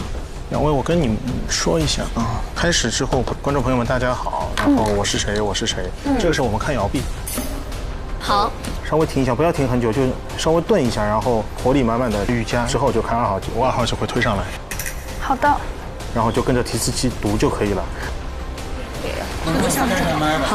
好的，老师，我们拿一下提词器的控制器。哦，我是调耳机的音量吗？对。好，谢谢。走吧，我们去准备吧。这个就放这儿吧。不过了，对吧？来不及过了，咱俩咔之后再过吧。好。我们看一下站位。小姑娘还要往这边站一点。好。观众朋友们，大家好，我是笑容暖暖的佳宁。东方新娱乐都市文娱风向标。哎，我怎么觉得这提词器速度这么慢啊？你那样可以暂停不？我没法暂停，因为它你可以快进步，就是按那个试一下。哦，这样就快了。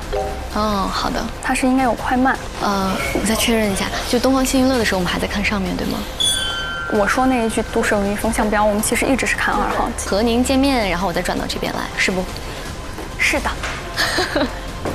加油！2位，我们准备。好的，好的。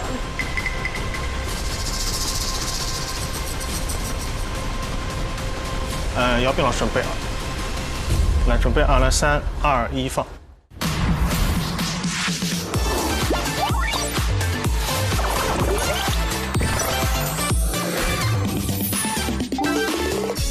好，来了。来了。观众朋友们，大家好，我是笑容暖暖的佳宁。大家好，我是活力满满的雨佳。这里是东方新娱乐。东方新娱乐都市文娱风向标，每周1至周517点和您见面。大家别忘了扫描屏幕下方的2维码，加入东方新娱乐俱乐部，来和我们一起玩吧！还有超多的小福利会给大家送出哦。属于你的快乐主场已经开启，现在加入东方新娱乐俱乐部，不仅能和大家继续畅玩，还能解锁专属小福利，千万不要错过哟！千万别错过哦！哇，真的，他俩好适合这个节目啊，而且风格互补，一动一静。哎，雨佳，你对《唐人街探案》印象最深刻的画面是什么呀？哎呀，那必须是张子枫最后那邪魅的一笑，还有那个瘆人的表情和眼神，我到现在还记忆犹新。挺好的，非常稳。没错，哎，确实印象非常深刻啊。最近呢，我又被他彻底征服了。张子枫的悬疑新片《花样少女杀人事件》正在热映。电影讲述了一个花季少女在高压环境下逐渐走向疯狂和偏执。在电影里，她展现出了对眼神的精准切换。面对母亲是期待和讨好，面对对手又是嫉妒与不甘，真的是让人不禁感慨啊。在生活中这么可爱活泼的小女孩，在剧里竟然可以呈现如此反差的一面。没错，他俩是很符合这个娱乐节目调性的。这部电影不仅是他演技的大爆发，更是对于家庭关系、人性善恶的一次深刻探讨。那就在最近的上海国际电影节，张子枫作为最年轻的评委精彩亮相。从唐山大地震的破碎感到新片的倔强感，他的眼神从来不只是演技，更有穿透灵魂的力量。咱们一起来看看吧。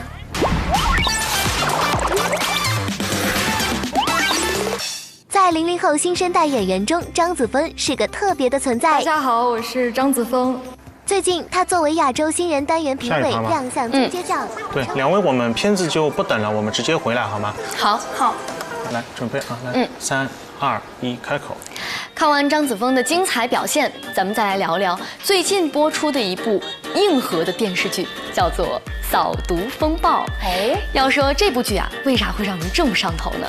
除了秦昊这样的主角撑场，还有那些配角们的表现，也实在是太让人惊艳了吧？没错，可以说是全员演技炸裂，每个角色都让人过目难忘。在这部双男主的电视剧里，我们还看到了很多担任配角的老朋友，一众实力演员轮番飙戏，看得太过瘾了。哎，说到飙戏，我想到剧里给我留下很深刻印象的张氏，哎，沉寂多年归来，再演反派角色，真的是让人一下子就想起了粉红女郎，还有神话里她的精彩表现。其实2个女孩发挥的都非常的稳定。首先，娱乐新闻对于他俩来说都是他们俩的第一选择，他们2个人之间也是纯搭档，就是非常好的配合。由白玉兰最佳美术奖国色芳华原班人马打造，造型和妆容都真正的参考了古代的陶俑。其实啊，还有很多非遗文化的融入，比如说春晚中咱们看到过的斗空竹啊，还有木偶戏糖画等等。佳宁她的专业素养相当过关，她的播报声音，然后形象就很准确。像杨紫和李现他们在剧里的造型可以说是直接让人梦回大唐。雨佳就相对更活泼一些，她的状态是蛮贴近娱乐资讯播报的。没错，我关注的一位演员啊，他叫侯岩松。那之前他在《我的前半生》里就有非常出色的表现，这次在《扫毒风暴》里还是出演了双面人生的反差感。就有网友辣评啊说，全员恶人，但演技好，人设再渣，我也狠不起来。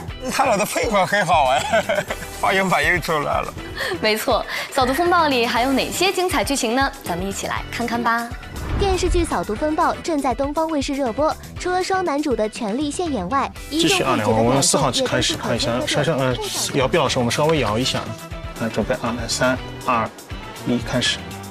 看了这么多有意思的剧，那最近啊也有一档综艺非常的出圈，雨佳你知道吗？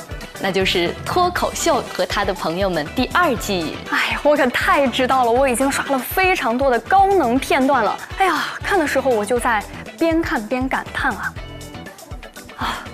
我的嘴替。没错，那其实呢，今天我们还给大家准备了一个惊喜，我们请来了《脱口秀和他的朋友们》第1季中2位非常优秀的脱口秀演员。没错，那他们是谁呢？是谁呢？他们就是山东段子王和车间一枝花赵小慧、孟川，欢迎，欢迎。又来一遍。我们就欢迎，然后咔，老师，你们自己下去请他们吗？对，好，好的，走吧，挺好的，对，挺好的，真不错哎，但难分伯仲，真不错。前面差距不大，就要看，就要看聊访的时候了。天哪，脑子真的是懵了。没事，但是这样会更自然。果然还是得睡好觉。Hello， 2位老师，哈哈，哇，你们在这里直接实时看我吗？也没有，因为刚才这个电视没有声音，你们不用紧张。我俩刚调出来声音，你俩就结束了。听不见声音，是不是有个遥控器之类的？咱们这太把这当家了，是不是也不对？正好这有没有？你怎么没有那个按键啊？哦，好的。右下角。啊！终于。像那个老头老太太在家喂看电视，哎，好好笑！哎，救命啊！走吧，那老师我们上去吧。好的。哇，老师今天穿搭的色系也很搭啊，比较朴素。走吧。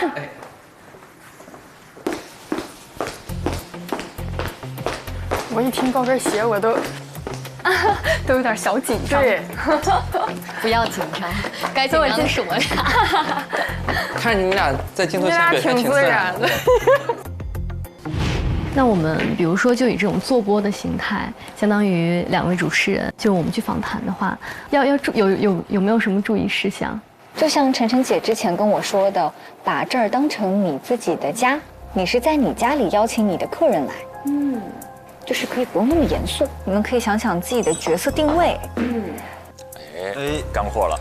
你们到底是跟受众去分享娱乐资讯的一个信息传播者呢，还是说你是一个邻家女孩，跟别人聊天的感觉？明白。好的，就是主持人他不是高高在上的嘛，他其实也是上网的，也是跟同龄人之间会很有共鸣的，所以有的时候呢，你们看到的一些网上网友很不错的评论啊，也可以有一些共鸣性的表达，当嘴替什么的。明白。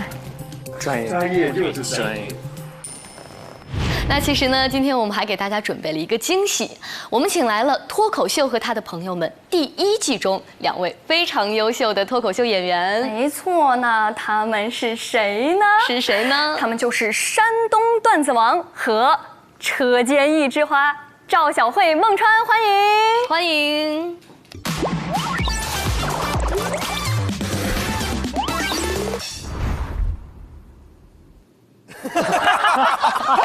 为什么突然给我2个哥哥姐姐那么大的镜头？这叫做贴脸开大呀！怎么这么好笑啊？这个镜头看到我们山东段子王的实力了吗？好的，欢迎回来。那刚才呢，其实我们问到老师一个问题啊，就是说最喜欢对方的哪个段子？哎，其实我就很好奇，那2位老师最喜欢自己的哪个段子呢？我喜欢那个中国爬山虎那个。为啥呢？因为那段播的最好，让观众喜欢。对。那小辉老师呢？都挺好，都挺好。确实还可以。确实，就是每段的反响都挺好。是，那可能如果要问我这个问题啊，可能对于小慧老师、小慧姐，我觉得应该是那个幽默美女不想干了这一句话非常深入人心。那据我了解，2位其实之前都有过辞职的经历，那有没有什么辞职经验跟我们分享分享？辞职经验，辞职经验，我的感觉就是那个辞职写的那个文件别着急删，可能过几个月又用上了。山东段子王。我有一些辞职的教训，就是尽量不要裸辞。尽量不要裸辞。是有什么样的原因吗？可能我心态差吧，真的没办法给太具体的建议。对，每个人情况不一样。这笑容消失术，就是笑到一半突然不笑了，忍受住了。他俩是带着任务吗？就是没有，他俩场子要凉一点，这样的话就不是，因为他们的一旦这个搞笑没有着力点，就是会很尴尬。然后这边没给着力点的话，对娱乐访谈来说，最大的难点是，它在不长的访谈时间内需要持续保持一个高能的谈话场，主持人需要迅速的把场子给热起来。那觉得为什么最后是什么样的一个契机让你们选择来说了脱口秀呢？我真的是因为工作不饱和。我也是因为闲。我的天哪！就是你感觉你平时上班基本上都给你把白天占满了，你晚上也得有点事儿干了。所以晚上看到没？怪不得人家能成功，就是白天的时候上好自己的本职工作，到了晚上还要加班写段子。完了，小慧姐还觉得自己在躺平呢。是啊，因为刚工作的时候，工作压力确实不大，然后工作量也不大，然后还有精力写段子。现在我这个工作状态就是很难再抽时间写段子。这都是提醒你老板看，加薪。之前我记得小慧姐提过，说就是自从说了脱口秀之后，这假都变得好请了，是真的吗？对，领导也怕耽误我在外面赚钱。领导知道给开的不够是吧？非常善解人意的。是江湖传言还是怎么说？有个大公司想请你过去当发言人之类的那种岗位。没有人找我干过这么重要的岗位，谁传的？谁在传？但是我看小慧姐经常在公司年会上当主持人，然后也会在上面说一些段子和脱口秀热场。敲钟的时候去了吗？在美国的时候没让去，然后在国内搞了一个假钟，然后每个人都能敲。哎，笑死了！太好笑了，那俩人。其实我们看到孟川老师刚才提到，又写小说啊，又写这个一些很多的段子，我就很好奇，因为像咱们平时也会写一些东西啊，但是写多了就会觉得，哎，真的觉得惨，就是已经没有灵感了，对，已经用不出来了。那所以想问一下孟川老师，有没有经历过这种就是灵感枯竭的这样的时候？进入状态了。咱们俩应该都会面临这样的问题。别咱们俩，你枯竭就说你枯竭。因为脱口秀其实消耗生活会比较大，就是你的消耗你自己的感受。对，你在那个舞台上吧，你可能要做到所谓的部分暴露，就是你得让观众感受到你这东西是你真实的反应、真实的人格。但是呢，你又得收着暴露。你现在就是感觉你暴露太多了也不好，就是你人性的那些弱点嘛，它恰好藏在喜剧里的时候，可能是最好的。现在刚刚这句话就暴露的太多了。其实现在可能在互联网上有很多这种关于脱口秀啊、女性声音，好像脱口秀中出现了越来越多的女性声音。那两位老师是怎么看待这种变化的？包括觉得跟第一季相比，它最本质的这个区别是什么？我觉得，是要越来越多女生，因为之前确实男生数量上来看的话，是比女生要多很多的，所以我们一直也是很鼓励更多的女生参与到这个行业里面来，带来一些更新的视角跟感受。佳宁提的几个问题都是有敏锐度的。你们会更喜欢哪个题材方面的段子或脱口秀呢？或者说未来想看到这样的段子搬上舞台呢？哎，我都挺喜欢。今天看节目最大一个感受就是，希望能有更多样的演员进入行业。对。但是在这种场合之下呢，嘉宾的回答就很容易官方。那两位老师上场之前会有紧张吗？到底在哪个地方观众会笑？然后万一他们不笑又会怎么办？会不会有这样子的心理的预设？肯定会有吧。上台之前是，尤其是就是咱们写段子好多都还挺新的段子，他其实那段子心里是没底儿的，是开放麦。这种情况下应该想办法去挖嘉宾的故事，而不是观点。对。现在要看雨佳有一阵没说话了。对，我们也看到像孟老师把很多的可能和自己家庭啊、和女儿相处的日常啊，包括和妻子的很多日常，都搬入到这个脱口秀的段子里。那你觉得就是讲了这些之后，对自己的生活有没有什么发生了什么样的改变？有没有什么影响？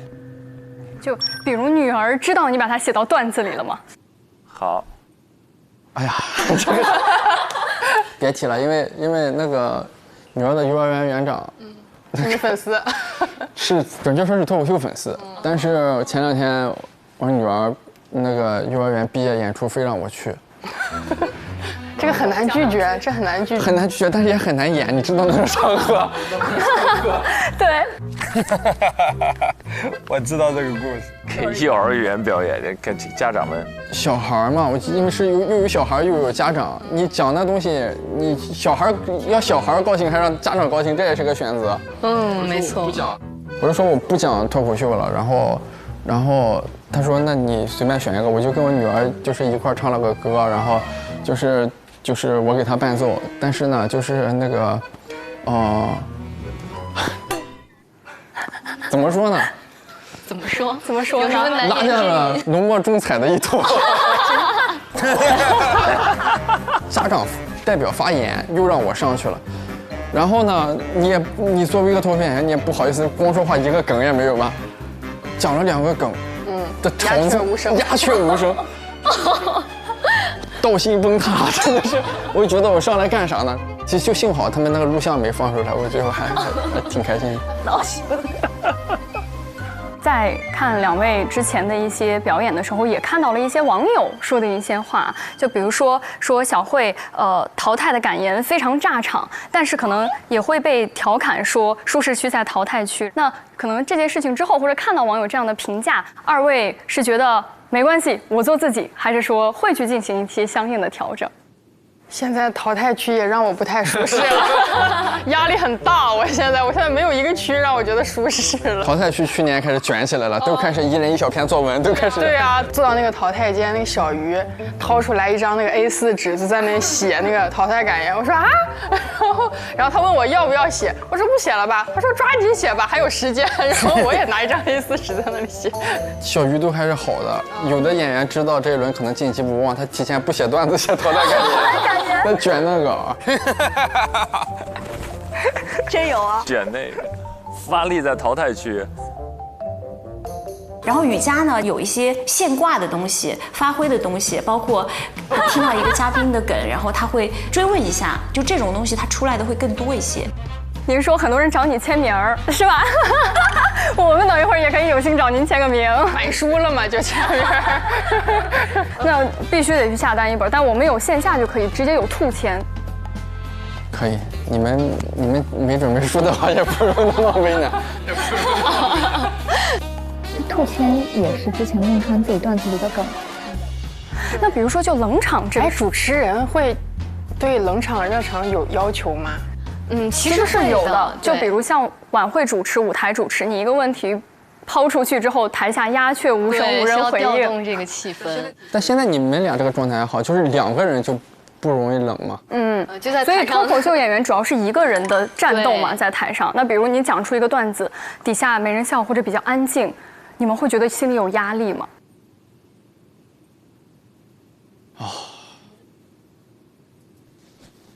我都想长舒一口气。在舞台上有没有经历过这样的时刻？有，经常。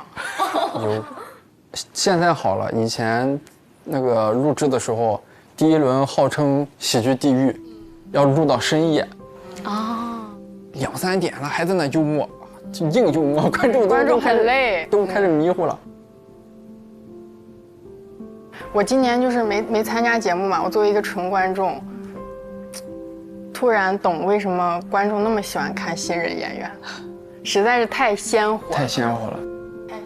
就是人也很鲜活，带来的故事也鲜活。就是包括他的故事，对，而且他出梗的方式可能跟之前因为老演员你太熟悉他了，他有一些他什么时候该出梗你是有预判的。对，但是新人演员就是经常会有惊喜。他们的表达方式、表达素材都非常新，视角也非常新，就非常厉害。我看我就是第4轮的时候，看那个反送一上台就死气沉沉的，自己都看不下去自己。我觉得作为在脱口秀舞台底下的观众来说，可能他们仰望着大家，会觉得，其实说的很多事情非常有意思，但是可能自己没有办法亲身的去体验到，所以我觉得这也是观众为什么会觉得，哇，那个舞台非常的好，会被那些段子所吸引到，就是也发现了很多生活的可能性。对，脱口秀是一种声音吧，就像2位老师说的，我可能之前不敢表达，或者说不知道该怎么样去表达的时候。来了这个段子，我看了这场脱口秀，我才知道，原来这个是可以说的，原来这个是可以探讨的。他们好多人都是聊嘴替嘛，就这个事儿可能是一直这么想，只是没被说出来，有人说出来了，就挺开心的啊。对，脱口秀其实。从我这里来讲啊，我觉得它就是一个很强的嘴替。每一次笑完之后，我会觉得我就是想说这个，我就会有这样的反应跟我朋友说。那2位老师，其实我看了一下2位老师的微博，2位老师里面都提到了有其他的综艺也正在录制，那也有其实有很多粉丝喊话孟川老师明年开不开专场这样的话。专场得开。对，得开。所以想问问老师，在接下来。今年或者之后1年自己的一个短期内的规划。我就是明年争取把专场写出来，演专场，然后可能还有1本书，答应人家了得写。答应谁了？答应出版社。期待。人家钱先给了一部分了，你就得。写半个专场吧，明年。哎，你找个人跟你双拼不就行？对，双拼，双拼。你写吧，你写到一半，我先给你批。现在就已经在这定下了，就可以合作了。就接下来，没错。要合作的话，两位老师的风格方面，我觉得还是很有看点的，我很期待。那就非常感谢两位老师今天来参与我们的采访和访谈。真的是给我们带来了很多，要么是有意思的这个故事，要么是非常深度的一些想法。而且我发现咱俩每个点啊，老师们都接得住、说得来，两位老师的沟通也很好。说了句大实话。期待将来能在这个平台上见到两位老师更多的精彩表现。对，希望之后还有机会能跟老师继续交流。好的，那今天的东方新娱乐节目到这里就全部结束了。那在最后，我们一起跟镜头、跟观众们说拜拜吧！来，3、2、1，拜拜！观众朋友们，下期再见，拜拜！好的，谢谢，非常谢谢各位老师，辛苦了，谢谢老师们。挺好，挺愉快，挺融洽。棒了呀！老师，我也是山东人。哦，普通话好好。好工大。看我一眼是啥意思？你还在看我一眼？把两位老师送下楼。你俩讲得非常好。谢谢老师。两位老师讲的也很好。两位老师，我们往这儿走。老师这边，我带你们下去。走。老师们觉得刚刚的聊天还挺轻松的吧？挺好的，挺轻松的。行，你们忙着，没啥事。好的，没事，我们跟你们一起。依依不舍呢，觉得都还没过瘾。对啊，还没聊够。昨天差点没飞成，晚上还好赶上。对，还好起飞了。拜，辛苦，拜。哎呀，怎么样？两位老师太好了，是吧？又是非常好的采访嘉宾。他们会主动帮我们补很多话，对，帮我们接很多内容。我来，我们正好也复盘一下吧。好，我去拿电脑。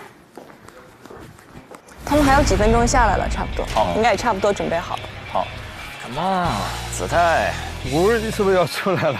好冰，好冰，是不是？那好像混世魔王来了，这个太吓人了。那种被选择的感觉会不会更提前？演员就是一个一直都在被选择的一个职业吧。演戏这个事儿是不是也越来越难？越来越难。你就觉得哇，是这样的吗？你不能光看什么时候赢，这也是一种态度。就弄得我跟小丑似的，我这。就咱俩零蛋就零蛋吧，我感觉今天已经很快乐了。今天他们其实表现的我觉得挺好的。下季拍我们主持人季吧，好不好？对，我们都是你们最丰富的素材。什么意思？要把我换了？就有点像说相声的捧哏跟逗哏，你说谁更好？我想听听你们的意见。如果我选雨佳，那不是就？总归要有个结果。我内心已经破碎了，我疯了已经。接下来请鲁豫老师、陈晨老师来宣布结果。Oh my god！